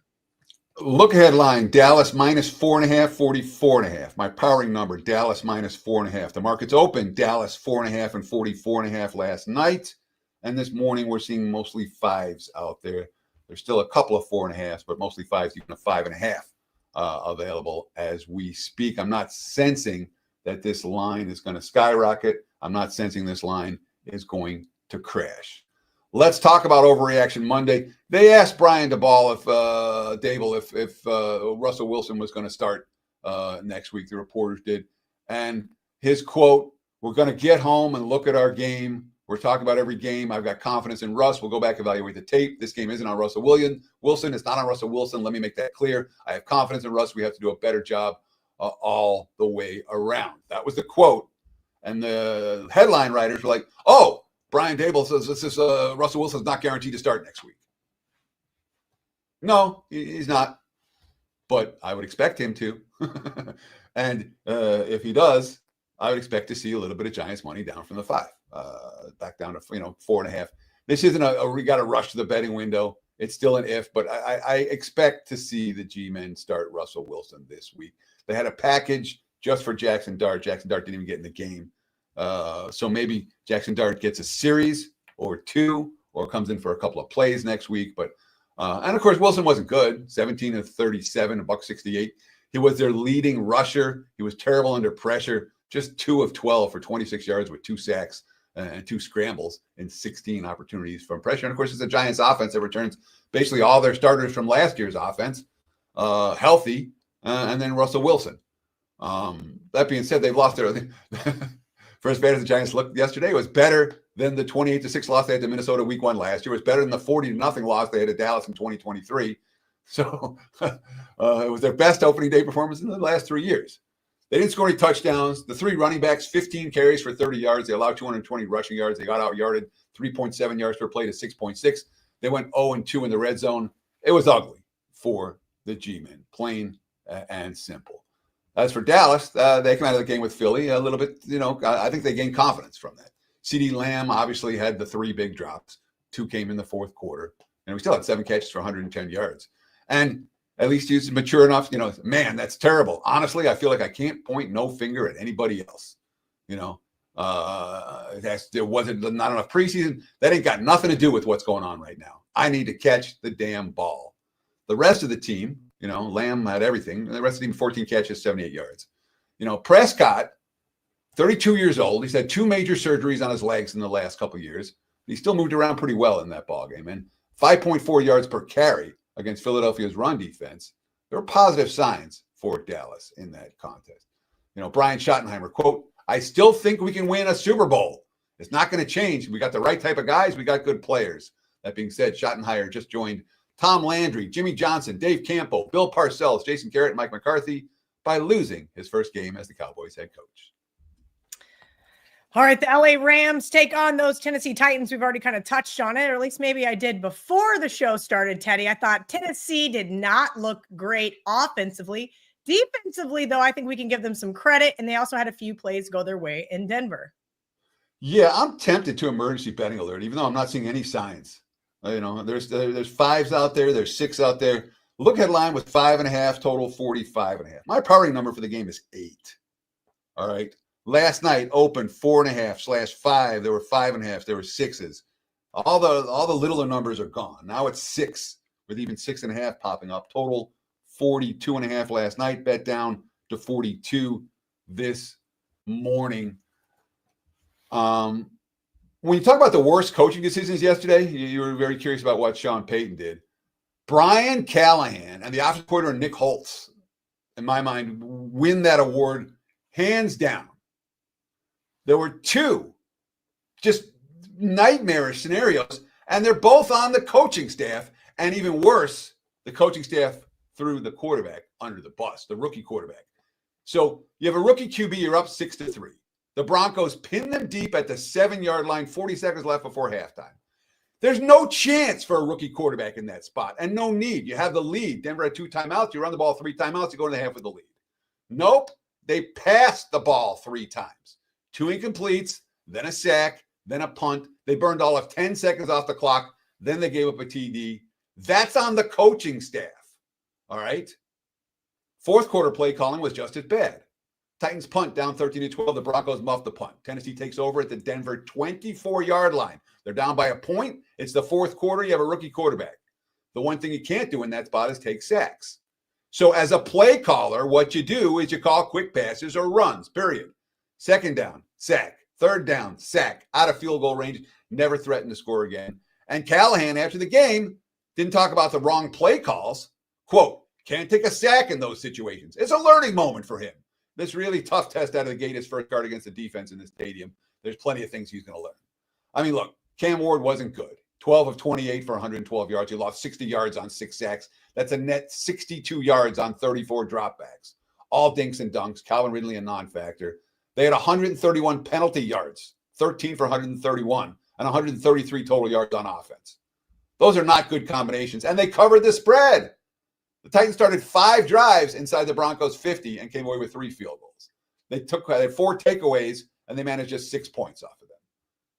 Cam Ward, the only way is up. We were ass, honestly. When you get a defense that gets 3 or 4 turnovers and we don't capitalize it, that's on us. And they were. As for the Rams, that defense was impressive yesterday.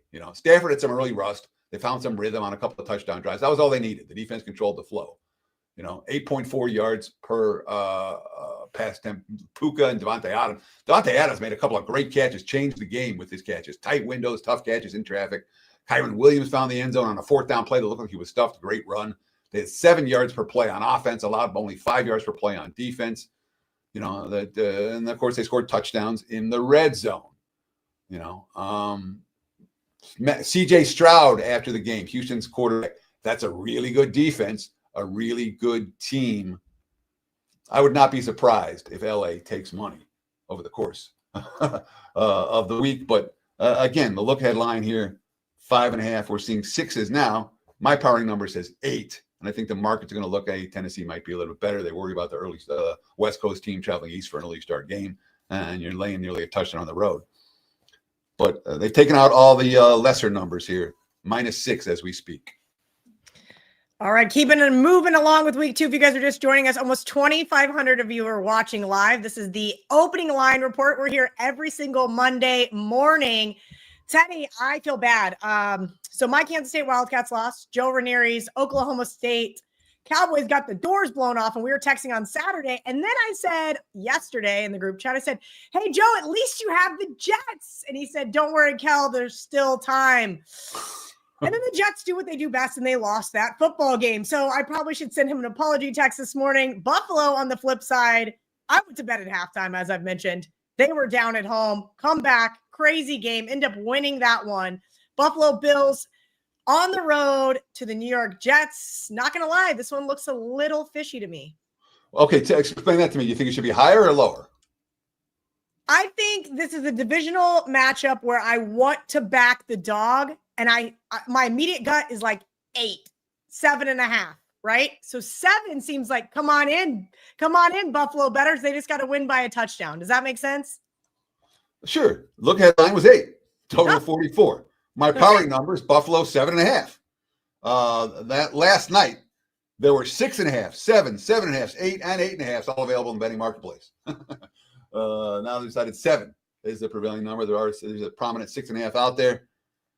I would not be surprised to see Jets money here. In fact, this is a scenario where it's, even though my number says 7.5, will it get below 7?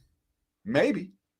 You know, I'm tempted at EBA, but again, I don't know that it's going to get there. And with the emergency betting alerts, I like to be pretty sure.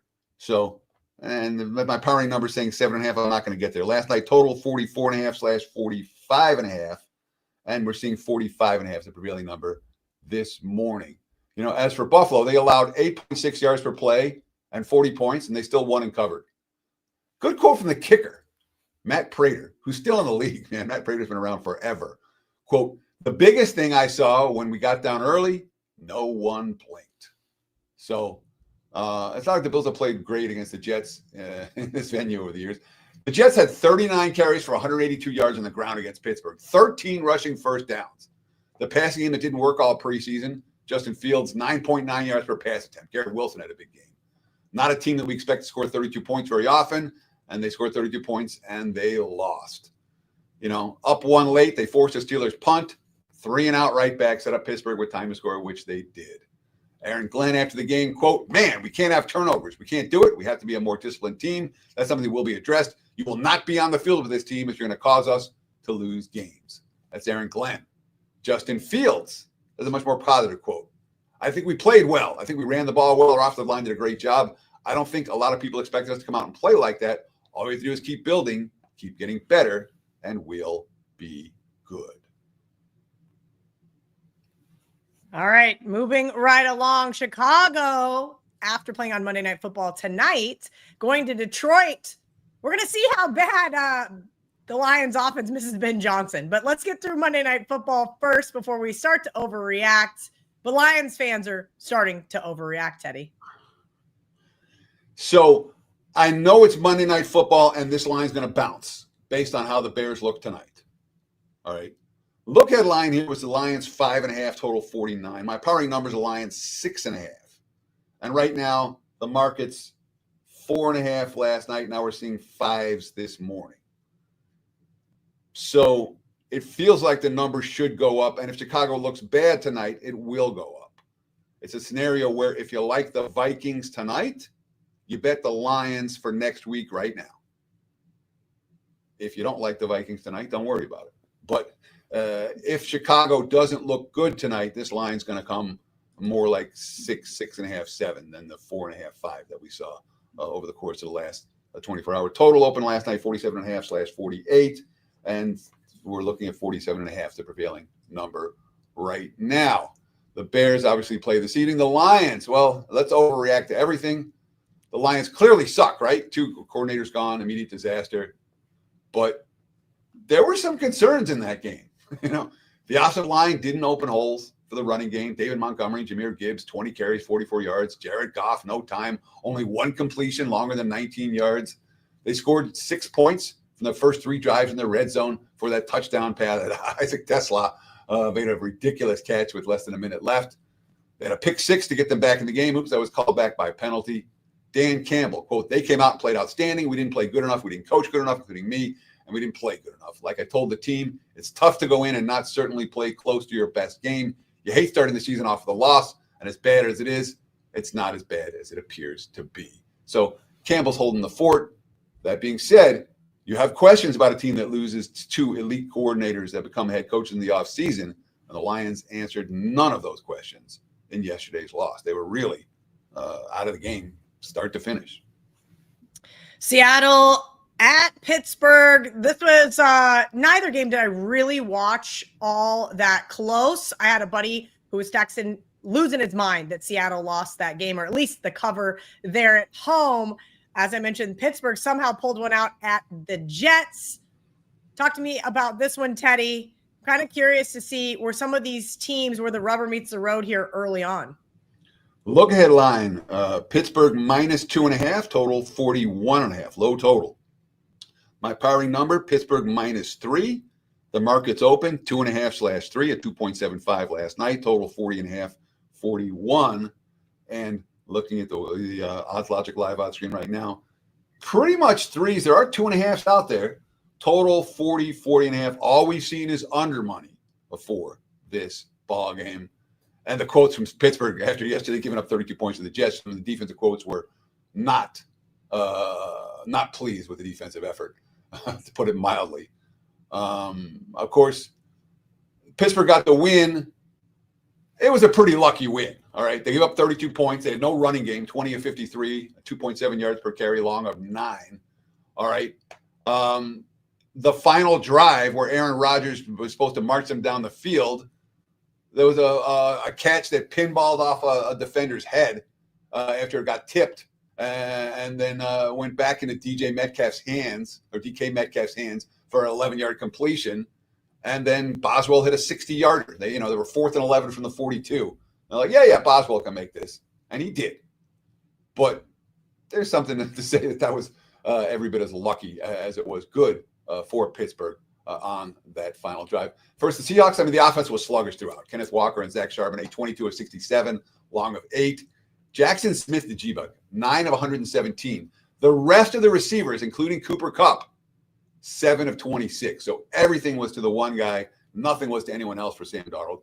They only had 14 first downs compared to 24 for San Francisco, minus 150 yards.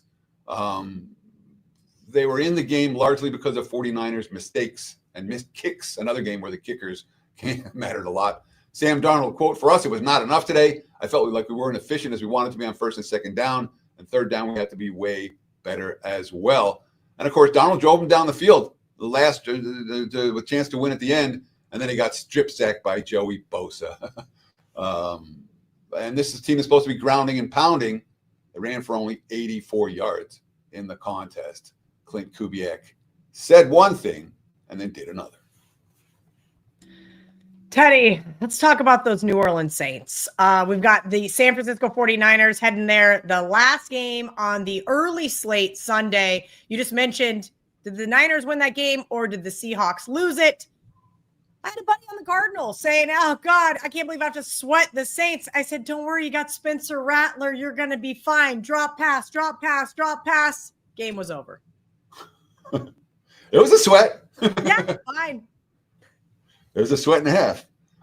Look ahead line for San Fran, New Orleans. San Fran minus 7.5, total 44. My powering number, only 6.5 compared to the 7.5s in the markets. And, of course, that's what we saw 7s last night. They took out all the 7s down to 6.5.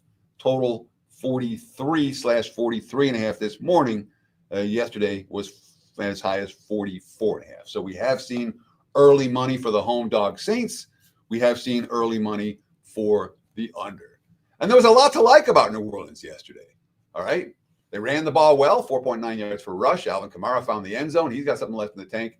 Spencer Rattler, look, he's not hopeless, but 4.6 yards per pass attempt. And after he drove down the field into the red zone, he couldn't punch in the tying TD in the closing seconds. At least he got them there. 13 penalties for 89 yards, 1 of 4 in the red zone. Defense didn't create any turnovers. That's not how you win games in the NFL. Kellen Moore talk about all those penalties. Quote, we got to play at a higher standard. It's not something that's come up the last week. So it's a frustrating thing when it shows up on game day and puts up in bad positions. You know, Kellen Moore, Spence did some good stuff. I love the way he approached it, the mindset he played with. He gave us a chance, and I agree with that. He did. They had a chance in that ballgame. As for the 49ers, look, Jake Moody's a problem again.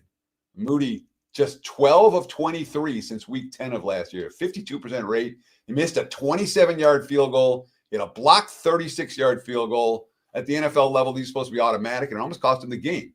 He finally hit a 32-yarder if they couldn't punch in from first and goal to the 8th to tie the game in the 4th. But injuries galore for San Francisco. George Kittle got hurt in yesterday's game. He's going to have to deal with a hamstring injury. Juwan Jennings left the game holding his left shoulder. They're already without Brandon Ayuk and Demarcus Robinson. And guess what? Without all those guys, with Deebo Samuel in San Francisco, the final drive of the game on the line, Brock Purdy 7 of 7. You know, Jake Tongas with an unbelievable catch that probably should have been an interception. But we're going to give Purdy credit for making the throw and making the play. And, of course, Joey Bosa saving the game with the strip sack. Quote, Robert Saleh's the man. He calls it great. Christian McCaffrey, quote, I think we have a really new team. To have a bunch of new guys come out for the first time together, play with each other, and go to a gritty win against a good team in a tough environment. That's a big deal. Positive chemistry for San Fran, but I continue to think that the market's a little bit higher on this team than I am. And again, we've seen Saints money from the get-go. Depending on how that 49ers injury report looks, we could see more Saints money before kickoff. Those 49 injuries are my fault because they're on my fantasy team. I apologize to you guys for that one. Carolina, Arizona, Teddy. Arizona's on the top of my list for Survivor this week. Tell me why I should not be worried. Because Carolina's pretty bad. Okay, good. Look ahead line, Arizona minus 5.5, total 46.5. My powering number, Arizona minus 7.5. The market's open 6.5 and 45.5 last night. And we're seeing a split line now. There are some 6.5s, there are some 7s out there. So if you want Arizona, find a 6.5. If you want Carolina, take a +7. Everyone's blaming Bryce Young, you know, and Bryce Young was probably one of the worst quarterbacks yesterday. Again, 18 of 35, $144, 2 interceptions, just 4.4 yards per pass attempt. But where are the weapons? It's not like this team, you know, it's not like this team could trade away Adam Thielen and be like, oh, we don't need him. You know, the leading receiver, Ted McMillan, first game of his rookie season. All right. They scored 10 points. They only punted twice in the game. They went 8 of 15 on third downs, but 0 of 2 on fourth downs, 3 turnovers, 4.2 yards per play on offense. They outgained by nearly 2 yards per play. Bryce Young, quote, obviously no one likes to lose, but it's week 1. We're going to watch the film on Monday. We're going to wear it. We're going to see where we can grow. And after that, we're going to flush it. That's the right comment. That's the right approach. Arizona wasn't pretty yesterday. Kyle Murray got sacked 5 times, only had 130 net passing yards, only 4.5 yards per play for the game. But he was sick as a dog. Quote, I woke up with something, but I wasn't going to miss the game. I really don't know what sickness could make me miss the game. It's the NFL. It's not easy. It never will be easy, no matter who you're playing.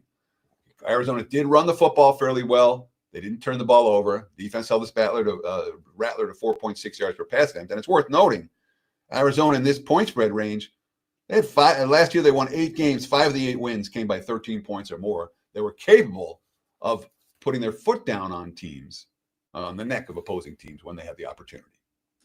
Teddy, you started off the show by talking about teams that won but didn't cover.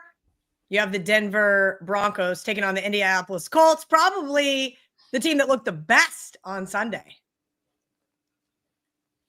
Sure. Look headline, Denver minus 3.5. Total 44.5. My powering number, Denver minus 2.5.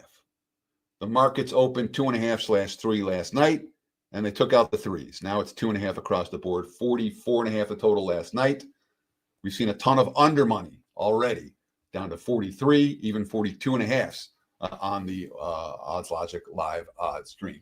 Bo Nix was not sharp. You know, 4.4 yards per pass attempt, 2 interceptions and a fumble, but One thing we like, 11 different receivers caught a pass for Denver.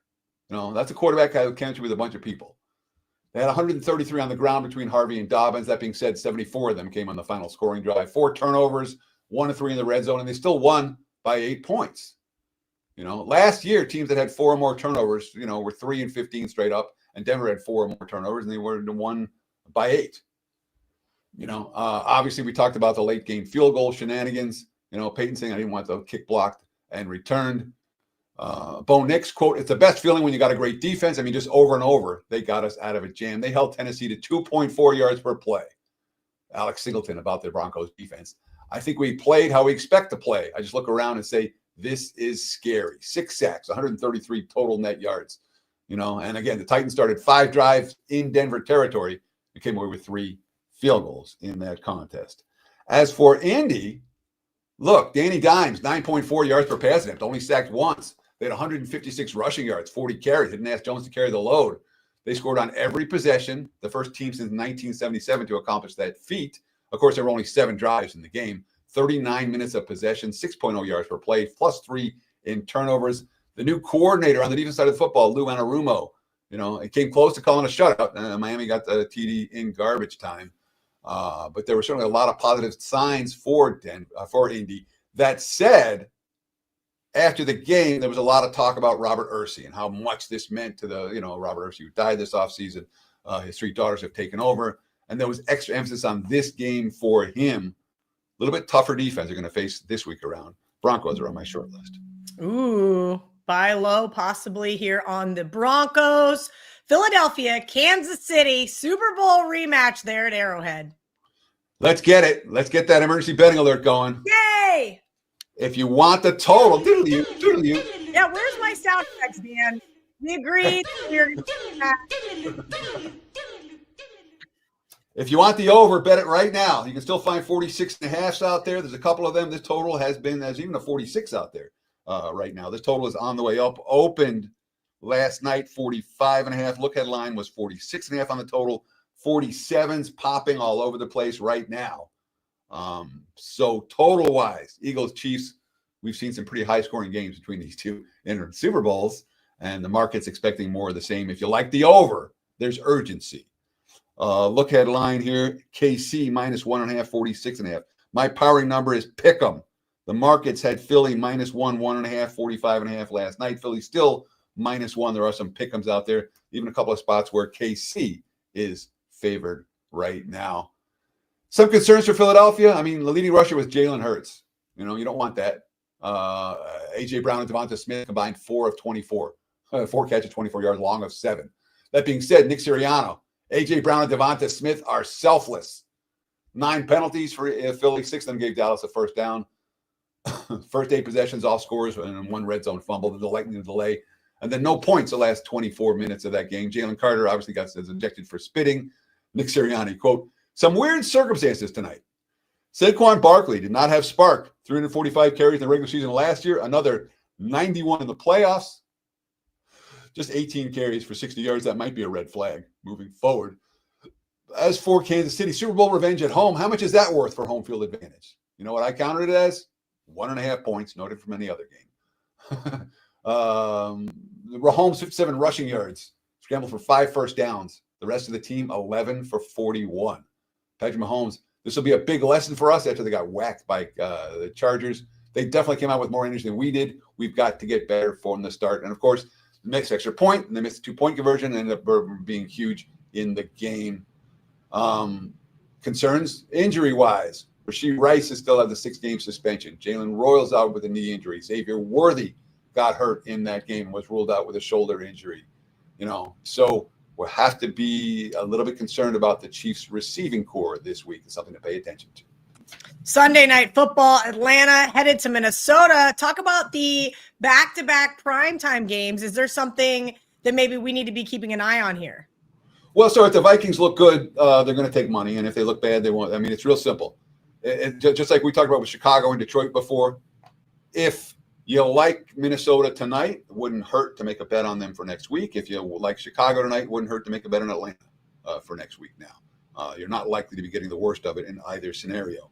That said, Look headline 4.5, 46.5. My powering number 4.5. The markets, there were 5s and 5.5s out there last night. It's 4.5 now, even a prominent 3.5 out there for the Vikings. Total still sitting 45.5. So basically, look ahead was 4.5. Powering number is 4.5. The market's 4.5, 45.5 the total.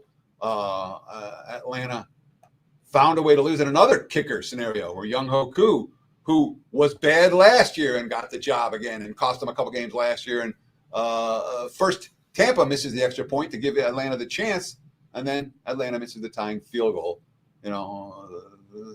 Defense allowed only 4.6 yards per play. There were some things to like about what the Falcons did yesterday. And as for Minnesota, we'll see what they do tonight. Okay, Teddy, before we get into Monday Night Football, I know we got to hurry because Wager Talk today is coming up next. So you guys just hang out right here on the Wager Talk YouTube channel. Andy's already in the comments section. Teddy, let everybody know what they can get with Teddy 69, new clients only. Sure. I mean, I love early season NFL, September NFL. I've done very well over the years, September NFL, and this is a classic overreaction week. 7-day all access, all right? Nothing more to buy, no nonsense, no bait and switch, any 5% big tickets included. Every play, every day, every sport. You get baseball all week, you get college football, and, of course, the NFL. Just use promo code Teddy69, $69, 7 days all access. Check it out on my homepage, wt.buzz/TC, or just visit the website, WagerTalk.com. Tampa Bay at Houston. You mentioned the Falcons looked better than the final result. Missed field goal there to give Tampa Bay the win. Houston did not look great. I considered using the Rams and Survivor and kind of kicking myself that I didn't. Look headline, Texans 2.5, 46.5. My powering number, Texans 1.5. The markets, this was 1, 1.5, 2, 2.5 last night.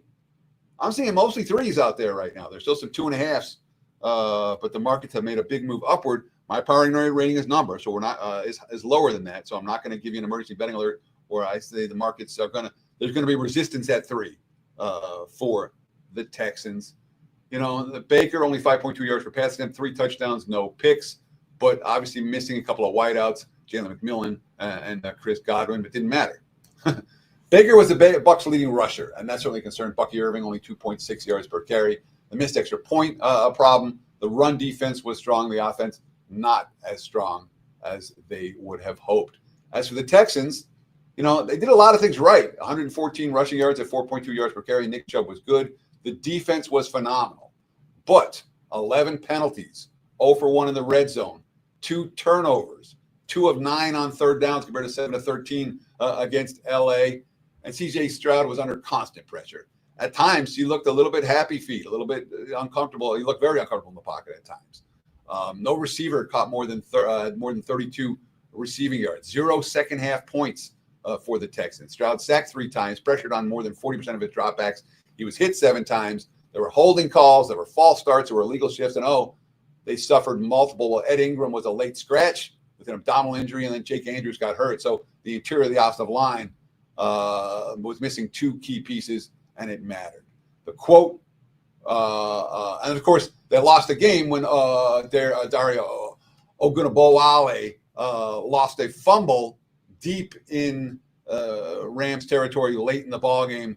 That was only his second lost fumble in 9 NFL seasons. The last one came in Tampa in 2019. And yeah, I had to look it up. I had a big play on Houston yesterday, and I wanted to know. Stroud, quote, "We didn't deserve to win that game because we didn't do the right things. When you come out in the NFL lollygagging and going through the motions, that kind of happens. I think we'll be all right, but it's a good wake-up call for us." That's why it's a wake-up call. Quote, "I just think the way we practice this week, people can practice better."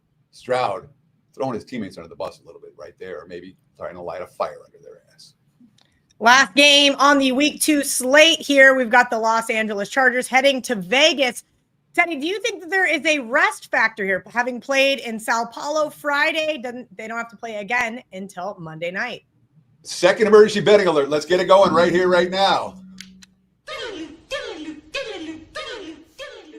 Chargers, bet them sooner, not later. There are still 3s with juice out there as we speak. 3.5s are starting to pop in this ball game.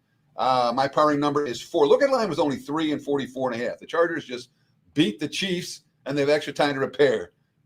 My number's 4 on the game, was 3 last night with 3.5s popping.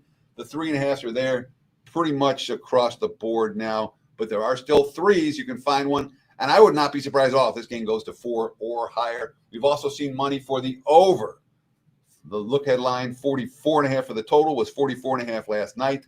Boom, 46, 46.5, 47's that leading indicator books. So there's urgency if you like the over. There's urgency if you like the Chargers. Herbert was insanely good. You know, Quentin Johnson at the drop seats last year, he kind of achieved the first 2 years. He got 2 touchdowns. McConkey was good. Keenan Allen was good. They snapped a 7-game skid against a team that's dominated the AFC. Harbaugh, quote, it's monumental. September 5th will go down in some Charger lore, in my opinion. It was a big win. Now they got Monday Night Football on national TV, extra time. Geno was great. 10.6 yards per pass attempt. That being said, a lot of it was New England being awful. Us awful on defense. Aston Junty, just 19 of 38 long of 9. They couldn't run, but they still threw the ball all over the field. Chip Kelly did something right, play calling. They had 9 pass plays for 20 or more yards and allowed only 4.9 yards per play. That being said, Brock Bowers left in the fourth quarter with a knee injury. That's something worth paying attention to when it comes to the Raiders receivers. Teddy covers at Teddy_covers there on X, WT.buzz/TC. Take advantage of Teddy69. New clients only. You guys can partner up with Teddy for the NFL season. Teddy, any final thoughts before we hand the reins over to Andy Lang on Wager Talk today? We appreciate you guys watching live every week. If you like this show, please tell your friends. The likes make all the difference. The comments make all the difference. And the follows make all the difference. And obviously, both Kelly and I get in the comments. Kelly, they were all loving you in the comments last week. So I get in the comments multiple times and answered pretty much everyone that goes there. So shoot me a note in the YouTube comments. And thank you so much for watching. Good luck on Monday Night Football tonight. Good luck this week in the NFL. We'll see you guys next Monday morning.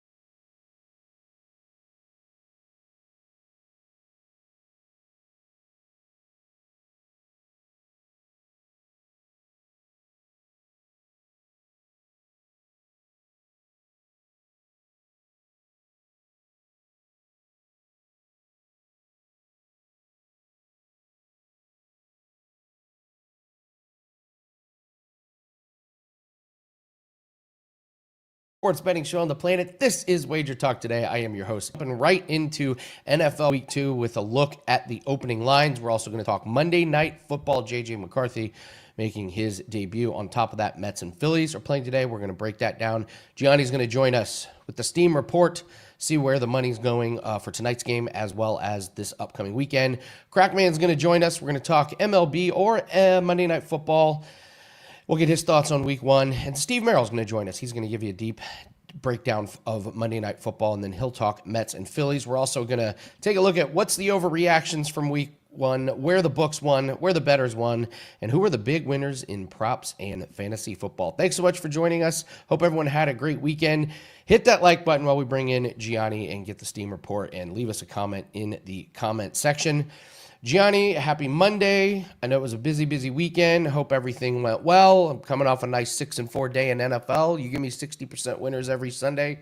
I'm a happy man. How are you, sir?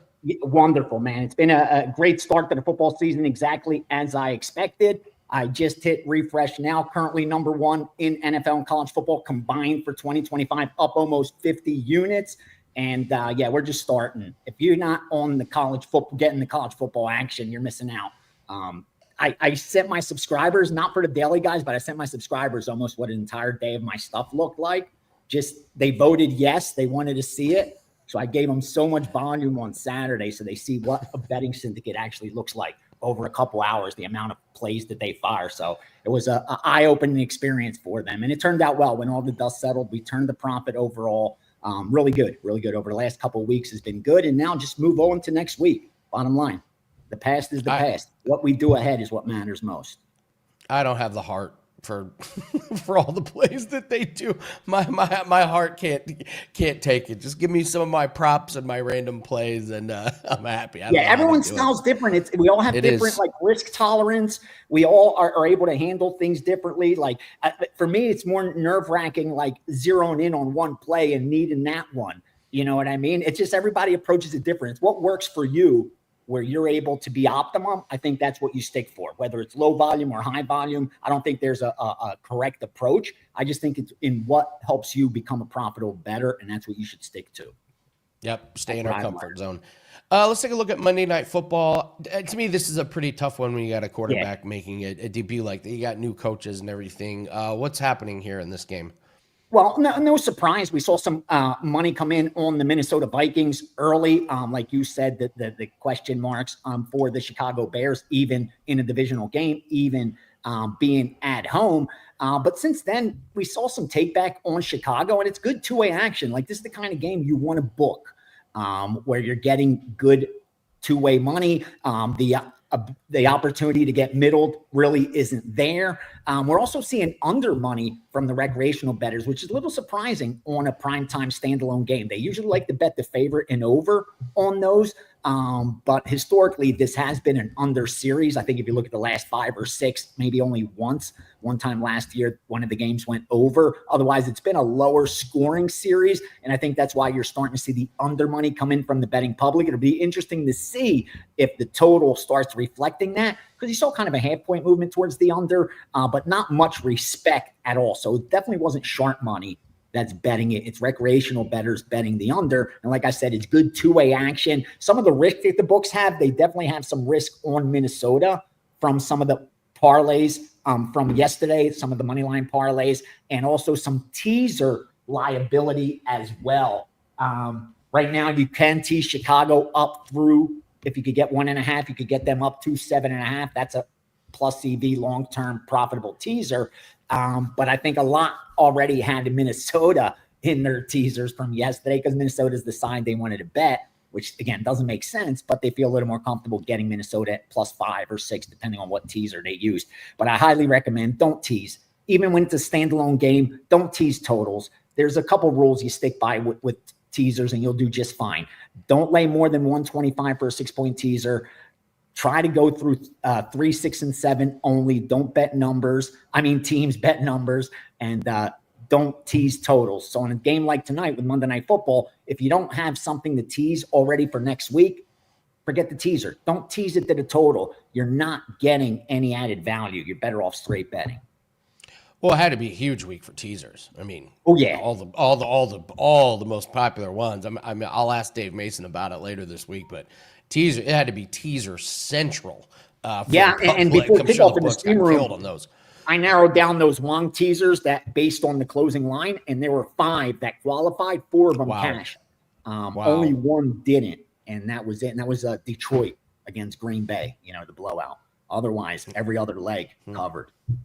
So when you have a week where all the teasers hit, what do we do next week? Because it feels like the numbers are going to end up regressing to the medium. So let's take a look here at week 2 and look at some of these opening lines. Anything of note?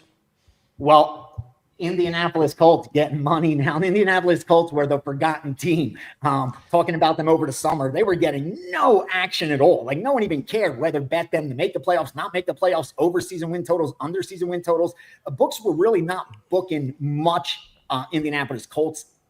And yesterday, after that win, you saw money come in immediately and grab that 3.5 on Indianapolis. They also took the 1 on Philadelphia immediately. They laid the 5 with the LA Rams immediately, laid the 3 and the 4 with the Dallas Cowboys after that one got dummied down a little bit, and also took the LA Chargers, who looked phenomenal on their primetime standalone week 1 game. So it's Colts, Philly, Rams, Dallas, Chargers, already seeing some sharp money for week 2 in the NFL. Remember, this is one of the most advantageous weeks for bettors because we've only had 1 game played, and yet we have 6 days to analyze it.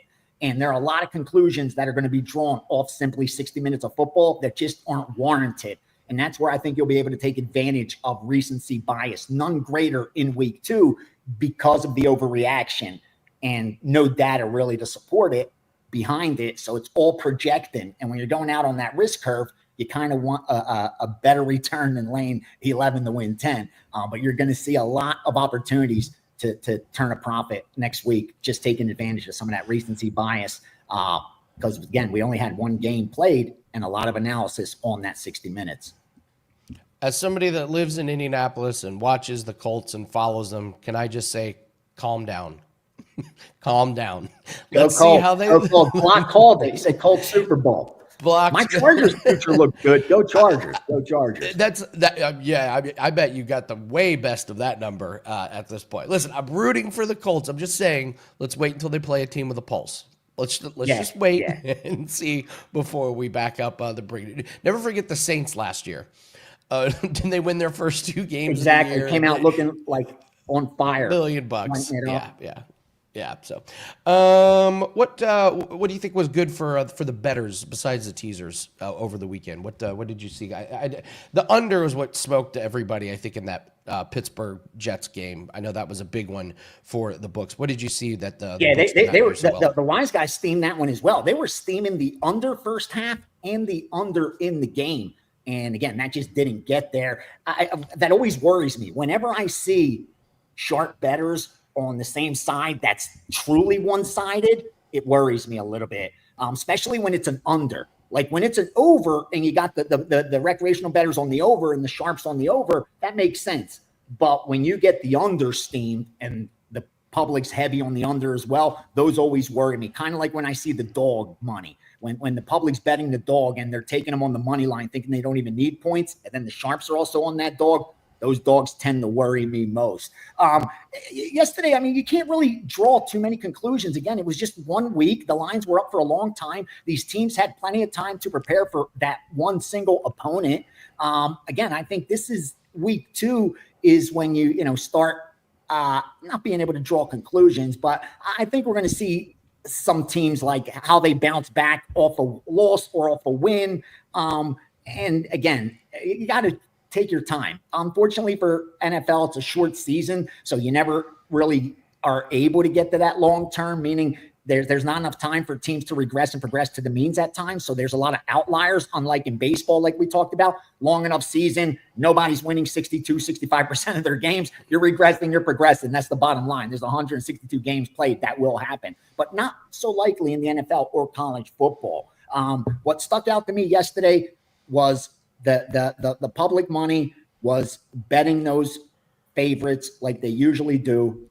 And, nothing's really changed, even though, with more and more information and knowledge and more sports bettors entering the party every day. But the biases are still the same, man. They're towards the favorites. They're towards the over. And books take advantage of that every single day. Isn't it amazing, Gianni? Like we do this every year, and then it's like we all know the public's be playing money like favorites and teasers. We know the Browns are going to screw up a game somehow. We know this team's going to have a bad defense. We know this team's offensive line is going to be bad. It's like maybe this is a little bit predictable from time to time. So at times. Let's take a look at baseball. We don't want to forget about baseball. There's tons of profits to be made in there. We're going to bring on Steve Merrill to talk about one game in particular. What are you seeing here? I got a lot of games. It's a pretty decent slate here. Yeah, it's a good card today. Just 3 sides, 1 total, and also WNBA under Connecticut, Atlanta, under Connecticut, Atlanta. The reason I bring that up is that's one of those where it's opposite what the recreational bettors are betting. We don't get heavy WNBA action, but the couple bets that I have seen come in from the recreational accounts, they've been on the over, but that you have the sharp money coming in on the under. Pay attention there. Now, Major League Baseball, 953 New York Mets even money, 956 Atlanta plus 115, 958 San Diego minus 130, and then 970 Milwaukee, Texas over 8.5. That's another one. The reason it hasn't gone up to 9 yet is you're getting some public money under there. So that's help offset a lot of that risk. So if you agree with that 8.5, jump on that before it gets to 9 and loses its value. So a little slow in baseball, but again, it's only 9 a.m. here on the West Coast. So we got plenty of time to see some more action hit the window. Before we let you go, any takeaways from college football over the weekend, or any opening lines for college football that jumped off the page that people are jumping on? No. I mean, again, nothing really jumped out. We're officially now, they call it week 2's over, but it was more like week 3. So we got more data under our belts. That's what I'm looking forward to, digging into this week's games, that we actually have something behind it, not just like projecting. Like we have some data to go by, but nothing really stuck out. We don't have like no huge losses by any big favorites or anything like that. Nothing really out of the ordinary happened on Saturday. But it's interesting seeing like some of those higher profile games get that, those big teams have that loss already. You know what I mean? Like a team like Texas, what do they do now that have a loss like that? Those things kind of interest me as we're going forward, and how the sportsbooks are going to handle that. Because, those teams got to win, and they got to win with margin now. You know what I mean? You got a loss under your belt. You're not just showing up, even against a weak team that you're a 40-point favorite. You're going to go in there looking to blow them out by 70, I think. So you look for style points on some of those one-loss teams that still had playoff aspirations coming into the season. I think you could get some value there. It's Monday Night Football. You got loaded baseball slate. What do you have up for clients over at WagerTalk? Oh, yeah. I got a 2-pack in the NFL. We're coming off a Sunday Night Football 4% best bet winner, and we're rolling over on Monday Night Football. Confirmed side and confirmed total, so they're both in the same package. 4% side, 4% total. Currently number 1 NFL college football combined. You're going to want to see what the college football and NFL action is the rest of this season. I'm getting some really good stuff. Subscribers will tell you, and hopefully we just keep cashing tickets, man. When all the dust settles, as long as we pick up a couple units, things are good. So it's been a great couple weeks, but today we start off 0-0. But there is some soccer, so go to the WagerTalk. There's the free picks page. I put up some premium soccer for you as well. There's some World Cup friendlies out there, and Madagascar was big today. They laid the points with Madagascar. They laid 350 with Madagascar, 400 with Madagascar. So I don't know. I don't like eating that kind of chalk, but when I see that kind of, they're betting it every kind of way. First half, team total. When you're seeing them try to just get down as many different ways on the side, I pay attention. So best of luck, whether you follow or fade. Hope you have a winning week ahead. Yeah, if you see that kind of movement on soccer, exactly, somebody might know something. It's like when there's a random. Yeah, it's like when there's a random tennis tournament. It's like, why is everyone betting on this random? A dude out of nowhere. Oh, the other guys have got a pulled hamstring. That's why. Gianni The Greek, everyone, thank you so much. Have fun in Contender Series tomorrow. We'll be cheering you on. Let's take a look at the recap here. We're gonna look at some overreactions. We're gonna look at where the books won, where the bettors won. We're gonna take a look at some props and fantasy football winners. Let's start with overreactions. Let me know in the chat which one do you think is the most accurate, or which one is the most ridiculous. Dolphins are the worst team in football. I saw that one a lot. Colts are a legit threat in the AFC South. Overreaction. Steelers and Jets, 2 of the best offenses in the league. The Lions are now wrecked with losing the coordinators and assistant coaches. The Cowboys are good. The Chiefs are going to miss the playoffs. And everyone wanting to cancel their Red Zone channel subscription because of the commercials. That one was that to me is the clear overreaction winner for week one, overreacting. So let me know what you guys think. So red zone, yep. A lot of dislike for red zone, and then all of a sudden it's really nice to have in your life on Sundays. So let's take a look at where the books won and where the bettors won. Block. That's not my. I go to social media for those. I ask people. That's not my opinion. I just go to Twitter and look and see what's hot and what's not, and that's where I get those. So that wasn't me. Pretty clear cut where the books won. The under in the Steelers and Jets game was it was over very, very early, literally over. And then the Giants plus the points, a big line movement on the Giants, and the Giants, they were who they thought we were. Where the public won, listen, the money line parlays and teasers with the Broncos, Cardinals, Bengals, and Commanders. And I got to believe everyone did very, very well in their survivor picks. Let's take a look at some of the prop winners. Hope everyone did good in fantasy football. Justin Fields had to be a big winner for his props. Baker Mayfield to throw 2 touchdowns or more just keeps cashing. Ricky Pearsall, we're not going to get that receiving line anymore. He looked fantastic. Anytime touchdowns for James Conner and Derrick Henry and Jalen Hurts. Herbert continues to not throw interceptions. And Emeka Buka, woo. Tampa Bay looked great with him there. Fantasy and props losers. Lions, I'm not panicking on the Lions just yet, but St. Brown, Gibbs, and Montgomery were horrible. The Bengals were terrible. Chad already pointed that out. Burrow, Chase, Higgins were bad. Nico Collins was bad, and that Texans offensive line looks as bad as it was last year. A.J. Brown was a bummer. Pacheco, who knows what is going on in the Chiefs backfield, and Bucky Irving was quite disappointing as well. So those are your props and fantasy football winners and losers. Let's bring on Bill Crackman. I'm interested in your take. NFL week 1, overreactions, big winners, big losers. What'd you take away? Hey, Andy, I actually liked your list wherever you just got that from. It's fantastic. But I'm going to agree with the public, too. The commercials on Red Zone is stupid. That the idea is to get Red Zones, to get all your plays in, have your things, and I mean, to watch everything as it's happening. I don't want to have a commercial when someone's, in the Red Zone, hence to say the Red Zone. But yeah, so that kind of pisses me off, but nothing would surprise me with ESPN. But yeah, and some of those things, of course, they're overreactions. And what people don't fail to realize is whatever the public is thinking, trust me, that is already in the next week's forecasted numbers. When the bookmaker that puts them out, they put them out knowing that that's what the public's going to think. They're going to think teams like, oh, maybe the Pittsburgh's better than we thought with Rodgers, and there's some clear cut ones there too, though.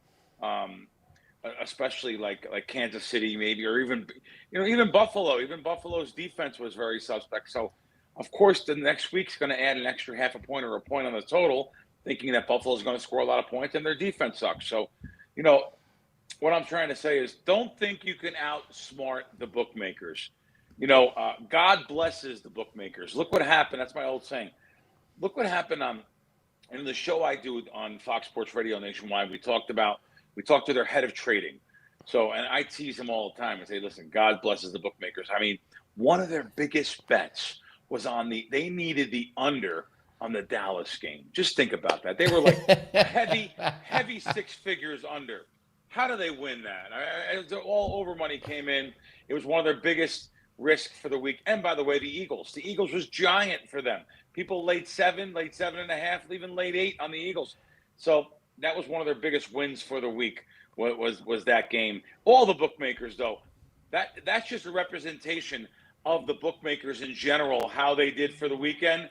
They did very well again. So don't let anyone kid you and say, oh, I think a couple of favorites win. People tease them down.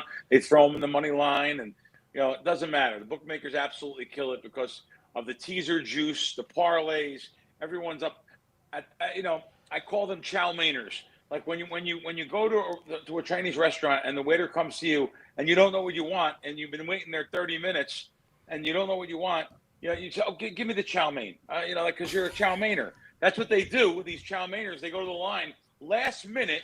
They're online, and every sports book in America has people that get shut out. Why? They can't make their decision up. It's just like the guy who ordered the Chinese food. He can't make his decision up. He goes to the window and just says, "Oh, give me," and then he gets shut out. I mean, it's amazing. We have a challenge on one of my shows, and it's called the Crack Challenge. 5 games against the spread every week at 5 minutes before post. So it's just that hard to beat. And I've had some professionals go 40%, 35%. That's how hard it is to beat an efficient line. That's why week 1 was so tough, Andy, too. These lines have been out for months. So, like when I'm getting to a Colts game back in June, plus 1.5, and now they're minus 1.5. You can't give that out to the public. That's another thing too, Andy, I hate, and some of them I know, they're actually some friends of mine. I can't stand when people send out games. Bet game's 359, Arizona over at Hard Rock. That's going to be your official play. One effing sportsbook has it, and you want to tell people and now you want to grade your over 39 when it's 40 everywhere, and the game lands on 40, and now you're going to grade it a winner because Hard Rock in Florida had it, or ESPN bet, where no one that has a pulse can bet, and they get thrown out, or DraftKings that throws out anyone that wins over $100 on a bet. I'm going into some sports books today. I hate to usually mention them by name, but yeah, this is what I get. So I'm kind of pissed off about a couple things. And this weekend was a weekend where I had great closing line value, and I'm not making excuses. But hey, I actually lost on Sunday. Most of the pros did. I didn't get to hear what Gianni said, but I'm guaranteeing you, he said lots of the pros did. I mean, for me to get to Atlanta early before the line moved, I mean that actually, and Seattle, I actually seen these games at post time -1. I took 2.5. I gave them out 2.5. These games too, but at the end, like just to see those two teams choke. Seattle was dominating the whole game. Atlanta missed a chippy field goal at the end. I mean, some of these guys are amazing. They can kick 60-some yarders, but yet when the pressure's on, they can't kick 35. They can't kick an extra point. So, which is unbelievable. But yeah, no, it was a weekend that was a little choppy on Saturday, but a small win actually. For like I had Dallas. I hate giving all these sides out, but people want sides. So Dallas, I thought it was going to be a great NFL week. I had Dallas plus the points, and then you come right into getting a closing line value. Months ago, I sent out Kansas City, pick them minus like 30, and boy, now here's an overreaction. Do you really think the Chiefs are that bad? Do you think they're not going to learn off of a week, overseas and come back here and just not be the team they used to be? Maybe not, but they're not going to miss the playoffs, right? I mean, I don't think so. But yeah, so it's first week. I'm really happy to get over that and get some unique lines in here. We got Monday Night Football tonight. That's the old black and blue game there, and that this game is a great division rival game tonight. The sharps are back and forth on this. I know I bet it when it was plus 1.5 when the line came out. I bet Minnesota. Now they're minus 1.5, and see, perfect example. I can't give that out to people and tell people to buy that. It's not fair. It's not fair. Now, granted, I think Minnesota is going to be a better team this year. I think they're going to be a better team than people think. I like McCarthy. I like just the organization. I actually made some future bets on them, but I thought Chicago. I like the under on things on Chicago season wins, not to make the playoffs. Well, one of my guys that I really respect, he actually likes Chicago to make the playoffs. So, you get back and forth, but I got to stick with what I got to stick with, though. I got to go with Minnesota. And if you have to make a bet on something, my God, I would suggest a money line on Minnesota. I like Minnesota tonight. Old division game, love that. But I know it's hard for people to stay off the games, Andy. Monday Night Football games on TV. Well, they got to have action. It shouldn't be. It shouldn't be hard. I'm not playing anything on it. I had a 6-4 day yesterday. I know. It's our public service announcement. You don't have to bet Monday Night Football. You like any props in this game? I'm on the fence. I kind of like DeAndre Swift over his rushing and receiving. Couldn't get there. A sneaky one is Caleb Williams not to throw an interception. I think he only had 4 games with an interception last year, but nothing I actually got to the window with my own money on. Andy, it's funny, right? I used to be like 75, 78% all unders on my props. It's closing. It's getting closer to 50-50 now. So I'm going to give you an over that I bet. I like Loveland over receiving yards, 27.5 minus 15. I'm looking at the BetMGM line. New coach Ben Johnson there. He really should have a ton of 2 tight end sets. So I like him over. Caleb Williams likes those little short routes, so I like his over on his yards tonight. So there's a prop that I put my money where my mouth is tonight. There we go. Yeah, you got some. Titan says he likes running back Mason.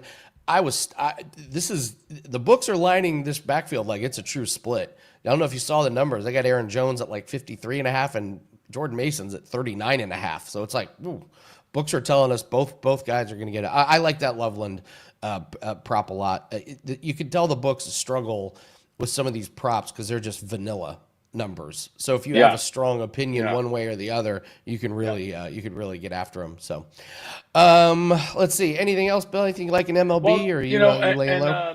I kind of set back now when from Major League Baseball a little bit. But as far as going back to the football, on a prop, I have no problem with you going over a yard or two different compared to a side or a total on a football game. If I tell you to go over 43 and it's 45, I'm not going to tell you to go over 45. But sure enough, like Loveland was over 27.5 minus 15. Then I seen over 29.5 minus 110. I have no problem doing that and suggesting that in case people want to know about that. Granted, you should have more outs. If you have more outs, you're going to find I'm always going to release things that are available at many places. So I look at the DraftKings line, look at the FanDuel line, which many people have. A big part of the public's repertoire there is to bet those places. I sure wish I can bet in there. So I try to give out an available line, of course. I'm not going to give out something like I said before. I went off on that rant. How about these unders week 1 too? That's another thing. So if you look yesterday, the first set of games, it looked like they were all going to fly over. All the first halves were going over. And then 11-2, I think, even with this new kickoff rule, which is totally insane. Do you like it? 35. I kind of liked it. You only have to get 20 yards, and these guys are going for 63-yard field goals. They're trying to kick them 60-yard. So you didn't like it. You didn't. No, I'm just saying. It's okay. All I'm doing is stating fact that I thought the NFL was gonna take a while to adjust, and there was gonna be a lot more points scored in these games, and to not see it actually surprised me. But I think people will get used to it, and it's fun. Listen, it's conducive to more scoring. They want more scoring. They want fans to have that retention. So, but I was surprised at all the unders that came in yesterday. Bills Ravens, the fourth quarter was just crazy too last night. That was just football, man. Look at how you just toss a coin there. If you were to bet that game, literally, you could have won either sides if you have all different outs and you've been paying attention for months. You could have got to the lines. Either side, you could have had plus 1.5 on that game. So interesting games, a lot of fun, and we got some new stuff up there for WagerTalk. $200 again, $199 for the month. I don't know. I could have swore I talked to the guys and they were discontinuing that Tuesday of last week. I don't know, but I see it up there now. So there you go. I've never charged less than $500 for a month. So there's something to get on. Jump on it right now. We're going to have a lot of props. Week 2, 3, 4. You're going to get week 5 in there. And I'm sure you'll come back. So there it is. We got a new one for you. We got a new code for you. Crack wins 69. It gets a week of your plays for just $69. So we got it down to $10 a day. So you want Bill's plays? Use the code Crack wins 69. Just $69 for all of Bill's plays, props, anything. Usually I wouldn't show that money like that. That was a photo when I was going up to the window the other day to sign up for the $100,000 Grandissimo. WagerTalk said, "Can we film?" I said, "Go ahead." I'm bringing up 100,000 to, and we had Denver in that Grandissimo, and boy, I'll tell you what, that was a sweat. Even though they won by 8, let me tell you. Yes. Tennessee was driving there at one time. They're going to go ahead. That was a sweat even. So I don't know. Now, that doesn't mean Tennessee's better than people thought, and it doesn't mean Denver is worse than people thought. Just any given Sunday. Anything can happen.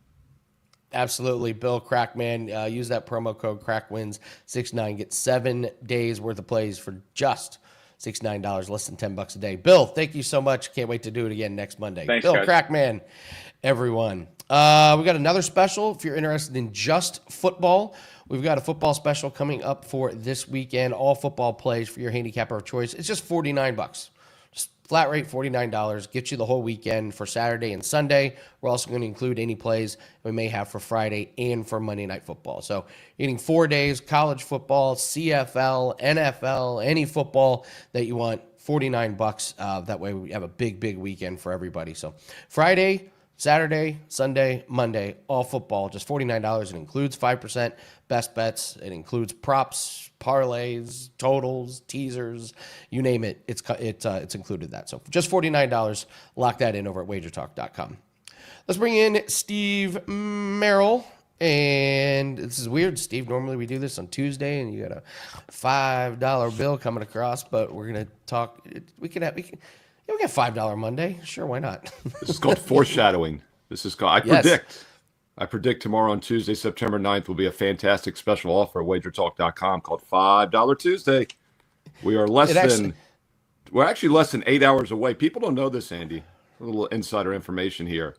Monday night, 8 o'clock Eastern, is officially when $5 Tuesday begins. So tonight on Monday, after 8 o'clock Eastern, right after Monday Night Football kicks off, when you're jonesing for more action, there will be some advanced $5 best bets starting to trickle. Abe Lincoln starts to trickle onto the site at 8 o'clock Eastern Monday. $5 Tuesday sounds a lot better than $5 8 o'clock. $5 Monday night after Monday Night Football kicks off. Be there. Yes, absolutely. Marketing department shut that one down. Speaking of Monday Night Football, let's talk it. Let's get your breakdown for the Vikings and the Bears. Of course, lots of stories here. J.J. McCarthy making a start. We got new coaching in Chicago. This is an interesting game here. It's right around even. I mean, you can tell the books don't have a strong opinion one way or the other. Even that 43.5 seems like a pretty vague line. So they're leaving some opportunities here. If you got a strong opinion, what's your breakdown on this game? Yeah, the only thing better than $5 Tuesday is free Monday Night Football. And I did a video for this game a couple of days ago. It's online right now. A deep dive breakdown for Vikings Bears. I'm going to give you the free play right here on Wager Talk today as well. I like the Chicago Bears in this game as a live home dog. Ralph Michaels was on last Tuesday right before me here with you, Andy, on Wager Talk today. And Ralph had that chart of NFL divisional teams doing very well in week one. 65% over the past decade, divisional dogs, that is, doing well in week one. And it makes a lot of sense. Teams know each other well. They have the whole summer to prepare. And the team that's often the weaker team makes adjustments where the better team doesn't have to. And I think that'll definitely be the case in this game. Bears last year struggled. They only outgained 4 of their 17 opponents in total yards. There was nothing misleading about that 5-12 losing record. But they do have a new coach, Ben Johnson. And they've got the more experienced quarterback here. And one thing Ralph pointed out in that chart last week was how good divisional home dogs have been, the real sweet spot. In fact, over the past decade and a half, they were 18-4 against the spread. We missed out with the Atlanta Falcons in that role, although that game went off at a pick-em yesterday. And we all know that could have gone either way. Atlanta probably should have won that game, in my opinion. We did see both the Cowboys and Chargers cover on Thursday and Friday night as divisional dogs. Giants missed out yesterday. The Lions missed out, but I had a best bet on the Packers. The Lions were the most public underdog on the board for Sunday, so definitely did not like that one. But this is a divisional dog, rather, which I think is live tonight. And I'm going to go back to something you said is about J.J. McCarthy not only making his first start, he's like throwing his first NFL regular season pass ever. He only played limited preseason last year. He got hurt in the first game against the Raiders, missed the entire season his rookie year. And I believe he only played in one preseason game this year. So you talk about green. Monday Night Football, hostile environment on the road against what I think is an improved Bears squad with a new scheme, new coach, new motion. And then Caleb Williams, we're getting the better quarterback, the more experienced quarterback as a home underdog in a divisional game, which is a strong angle to start with. So I like the Bears in this one. If you want a little added protection, they do probably make a pretty good teaser play now that it's sitting at +1.5. You can get them up to 7.5 or more. We've talked about how week one is not ideal for teasers because the lines are a little softer. But if you look back yesterday and this week in general, teasers have done pretty well. Philadelphia Eagles covered the teaser, didn't cover the line. You look yesterday, Seattle, 1.5, 2-point home divisional dog also covered the teaser, but did not cover the 2-point line, lost by 4. The Broncos, 8 to 9 point favorite. They win by exactly 8. The most public play of the week would have covered the teaser. So you, of course, have to tie that up with some advanced games for next weekend in the NFL. But I like the Bears. I think they're a live dog, plus 1.5 money line, and they make a pretty solid 6-point teaser at 7.5 or more as well. Let's move to MLB real quick. Can't forget about Major League Baseball. Let's talk this Mets and Phillies. And I was looking at the pitching matchups for today and tomorrow, and it's amazing that two of the same teams can have such vastly different pitching situations compared to just like literally 24 hours apart. So it looks like we got McClain for the Mets. He's been sharp, only 4 earned runs, 26 innings pitched. We got what's your take on this Mets Phillies? Yeah, it's an interesting matchup because they just played at the end of August, about just over a week ago, and Nolan McClain made his first start against the Phillies in that game. In fact, he's had very limited action this season. Overall, he has only 4 starts. But as you said, he's been an excellent 1.37 ERA, and part of that was an 8-inning shutout just 2 weeks ago on August 27th against the Phillies, and he gave up just 4 hits. So he had their number. I do think they'll have a little bit more of an edge this time after just seeing him. They'll make some adjustments, but he has been fantastic. Meanwhile, Aaron Nola has not been for the Phillies this season. Limited due to injury. He missed 3 months, was out in mid-May, did not come back until mid-August, and he was awful in the debut against not my Washington Nationals. On the road in mid-August, he gave up 6 runs in just 2 innings, and he hasn't been much better since. Gave up 7 runs over 12 innings his next 2 starts, and they got lit up against the Brewers, maybe the best team in baseball last week, giving up 6 runs in just 5 innings. So I need to see something from Nola. You know, a lot of times these guys struggle on their first couple outings, and then they turn things on. But he's had 4 subpar outings now since coming back from injury. Overall this year, an awful 6.8 ERA and 69 innings of work, dude. And this is a guy that's a pure fade for me. And by the way, the Mets' current lineup tonight, 285 career batting average, and that's over 280 at-bats, 80 for 281, 285 career average. So the Mets hit him well. Nola's in bad current form. You know, the game total at 8.5, I think, has value with Nola himself giving up 6.5 runs per 9 innings, and 9 is a very key number. But if you want to take, you know, McClain out of the situation, since he did shut down the Phillies, we can always look at a team total and get the Mets over 4.5 at almost even money. I do think the Phillies over 3.5 could be worth a look as well, as I do think they'll hit McClain better here this second time around. But once again, Mets over 4.5 runs against Aaron Nola has been one of the worst pitchers in baseball this year. I think has some value tonight on Monday. And by the way, this is the MLB Network national TV game at 6:45 Eastern. There are 11 baseball games on the board tonight, and I've got nearly half of them analyzed for my clients and for free. I've got 3 strong best bets tonight, and I made a 3-for-1 triple play. Don't sleep on baseball in September. Last year, I finished on an incredible 57-28 best bet winning run over the final few months of the baseball season. I've also got a bonus play for one of your late games tonight in the American League, and also a free play video on the other late game in the National League between the Diamondbacks and Giants right here, free on WagerTalk TV. So lots of baseball still to be played the next couple months. Cash in big, and this is your last chance to get 7 days all sports, football and baseball, for just $77. Steve Merrill, WagerTalk.com, and get there quicker, WT.buzz/SM. What a nightmare year for Nola. Like, this poor guy, man. He should have stayed injured.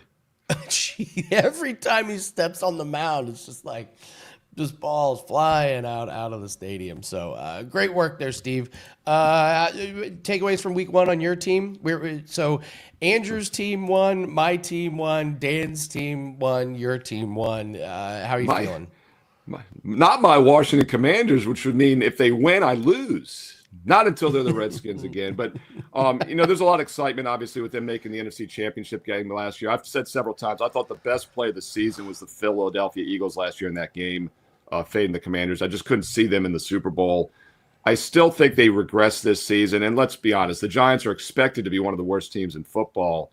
We'll see. A stiffer test this week for not my Washington Commanders, as I believe they play Thursday night football against a feisty little team called the Green Bay Packers.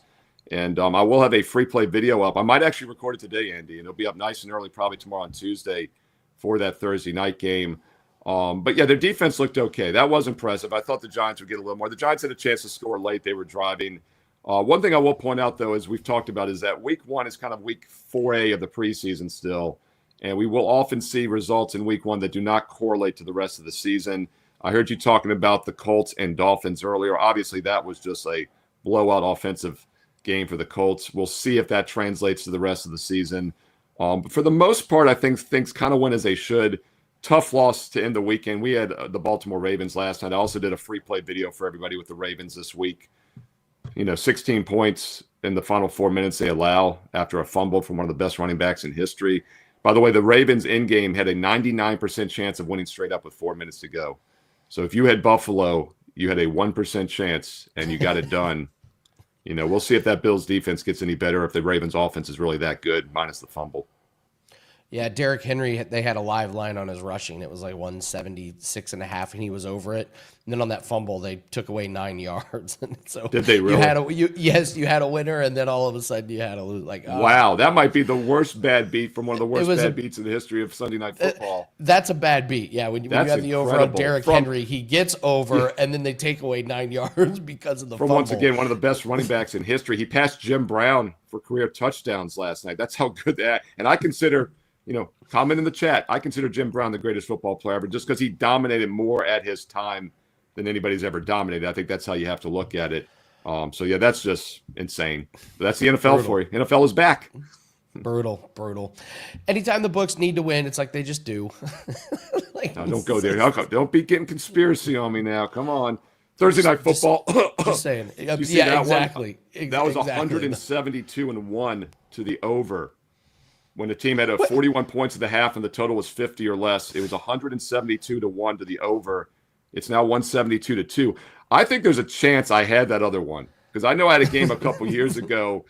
It was like a Colts game, I think, or a Lions game. We had like 40-some points at the half and it stayed under, but I think the total was like 52, so it might not have technically qualified. Yeah. But by the way, Andy, real quick for the viewers out there, if we ever get a situation like that again, that was one of the best in-game live betting opportunities ever in hindsight. 9 touchdowns and field goals and a fumble before the delay, and then 5 straight punts end of game afterwards. There is no question that nearly 1 hour delay allowed the defensive coordinators to make the adjustments, the zigzag like we see in the NBA playoffs. Now, it might not work in all games, but if we get a back-and-forth shootout like that gets a weather delay here in the next couple of weeks, I think that in-game under is probably worth a wager. Yeah. Bummer, man. I lost a 5% on under 1.5 rain delays this week at minus 17,000. My woman Mary tried. My woman Mary Sorry, guys. Did win, by the way. My team did win right on Saturday. It was actually almost Sunday. They won at 11:45 Eastern because they had 2 1-hour lightning delays. I hadn't even gone in the stadium yet for either one because they kept kicking fans out. And that game took forever. There were like 10 people in the arena. So weather was wreaking havoc on the East Coast this weekend. And we might get some more of that. We got a couple more weeks of September. I do think that is a good betting strategy to look for the contrarian call. However the game was going, look for the opposite after the long delay. All right, Steve Merrill, have a great Monday. He's in play in baseball tonight, so take advantage of Steve Merrill over at WagerTalk.com. Dan, what is this shots fired? If you're betting a live rushing total, it won. Dave Mason hacked in and wrote that comment. That was Dave Mason. That wasn't me. He was the one. It actually won. It did win. It didn't win. Until it didn't. I've never won and lost the same bet. Yeah. No, that's pretty brutal. That's pretty brutal. I had to see if you were paying attention to the chat, Andy. I was just a little warning shot across the bow there for you. All right. Well, while I got you on here, we're gonna get. I want Dan's opinion on something, and then we'll do all around the world. To give you guys some free bets. All right. So Dan, you're the representation of everybody that had Denver in their Survivor. So, the game starts and you're like, oh no, Bo Nix is going to play awful today. And then what was your thoughts when it's 4th down? They're like, well, we could ice it with a field goal. We could punt it. No, we're going to go for it. And we're going to throw a Hail Mary bomb to nobody. So walk us through what was it like having Denver in the Survivor Pool? All I know is it was our esteemed leader who was a Denver fan in Kelly in Vegas, who said, if Bo Nix throws 2 interceptions, we're all going to lose our survivor play, or at least lose the cover if people were looking at Denver Broncos. And that was just ringing in my head when I saw the first turnover from Bo Nix. I was like, oh God, the Denver hype that we were sold heading into the season is biting them so hard in the ass right now because they're just playing down to competition. And really, if you think of what you've got with Sean Payton over his entire career, world beaters who they will play down to their competition. So like why I expected anything different was crazy, but all I had was visions dancing in my head, Andy, of what happened last year with the Bengals when they were the team. And I said it with you on Friday when I said they could be this year's Bengals, right? Because it's that much of a slam spot. It's a slam dunk.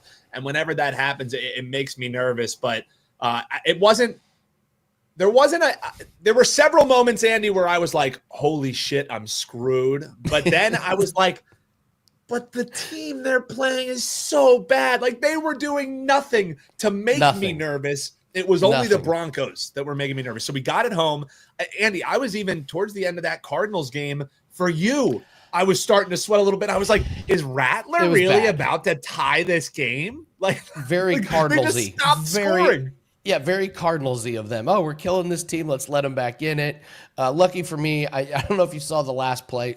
It's like, okay, it's 4th down. It's the last play of the game. Maybe you should keep the ball in bounds. Spencer just throws it out of bounds out of the side of the end zone. Wouldn't hurt. But we had a great week. We survived, Andy. We survived. We survived. We had I put the Jags in several of our picks on Bet Online. We used the Jags. I was kicking myself. So the circa entry, we end up going 2-3 because Falcons end up screwing us, Seahawks end up screwing us, and we had the Dolphins. That was just a wrong side. But the one that I wanted to trade out for the Dolphins was Jags, and I really wanted the Raiders in our entry. Unfortunately, my cohort, Adam, he gets the final say. He's the guy who actually went and got the proxy sign up, so he gets the final stamp on it. So, hey, what are you going to do? 2-3. At least it wasn't an 0-5 week. Doesn't take us out of contention. Fine. Exactly. And there will be a 5-0 week incoming, and I will be insufferable when that happens. But, guys, you can watch that every week, every Thursday. We're doing Let's Make Millions. Me and Adam Rosenberg sharing our Circa Millions entry card. So, but, Andy, we did survive. We survived. So the I will survive story, we get the graphic lives another week. The graphic lives another week. I got that 49ers team circled against the Saints. Yeah. I don't care that they got close to Arizona. They were non-competitive in that game. Yeah. It was terrible. Early look for me too, Andy. I think I'm a sadist for punishment. I think I'm going to go back to the well on the Dolphins. Because nobody wants to bet the Dolphins this week. And here's one thing that went under the radar. You're not taking them to win outright, are you? I think they're 1.5 point favorites. So if the contest line comes around to pick them, comes around to 1, here's the thing for me is the Patriots looked awful too, but because of all the other crazy stuff that happened, that's going under the radar. And this is a come to Jesus moment. This is one of those plays where everybody thinks one way. I want to be on the other side of the bar with myself, just sitting there dancing with myself. So maybe that's what we'll be doing. I haven't put it in yet, but yeah, it might be a little dancing with myself special, and the Dolphins may be a bet for me. All right. Well, let's close out with all around the world. Let's do some free plays for today. A couple of these come off of the WagerTalk free picks page. We got a prop here for Monday Night Football. I would look at Caleb Williams over 20.5 pass completions. The last 7 games of 2024, with Ben Johnson was with the Lions. Goff easily flew over this number. Now Ben Johnson's head coach of the Bears. Running game for the Bears not as good as the Lions. So I think they're going to get Caleb comfortable with a lot of quick passes. He had 18 and 32 completions in 2 games against Minnesota last year. I think they've upgraded everything there. So Brewers at the Rangers. That graphic is wrong. It's supposed to say Brewers money line. Sorry. It's supposed to say Brewers. I have no idea why I typed Rangers on that one. That's my bad. Quintana for the Brewers. He's won 4 out of the last 5. Brewers are just crushing, and they swept their last series and they scored 10 runs yesterday. I apologize from the graphics department. Cubs, Braves. Look at Elder over 17.5 outs. He's gone over in 6 out of the last 7 games. Last 2 games, he's went 21 outs. And the last game against the Cubs, he went 21 outs as well. So take a look at Elder to go deep into that game. All right, thanks very much. Appreciate you guys. It's been a great Monday. My $5 Tuesday play will be up at 8 o'clock tonight. It's for tomorrow, but I already know what it's going to be. It's the only play that I'm going to have up today for clients. We're sitting out Monday Night Football because we had a really good day in NFL yesterday, going 6-4 on our props. So anytime you can walk out of week 1 with 6-4 Sunday, you're going to be really happy. So we're going to sit out Monday Night Football, but at 8 o'clock, get ready. We got a 4% play that's going up for $5 Tuesday. Big discount on that one. Don't forget to hit the like button on the way out. Leave a comment in the comment section and subscribe to the channel if you haven't. We have so many breakdown videos of individual games for MLB, for NFL, for college football. It's the place to be to get all the best information.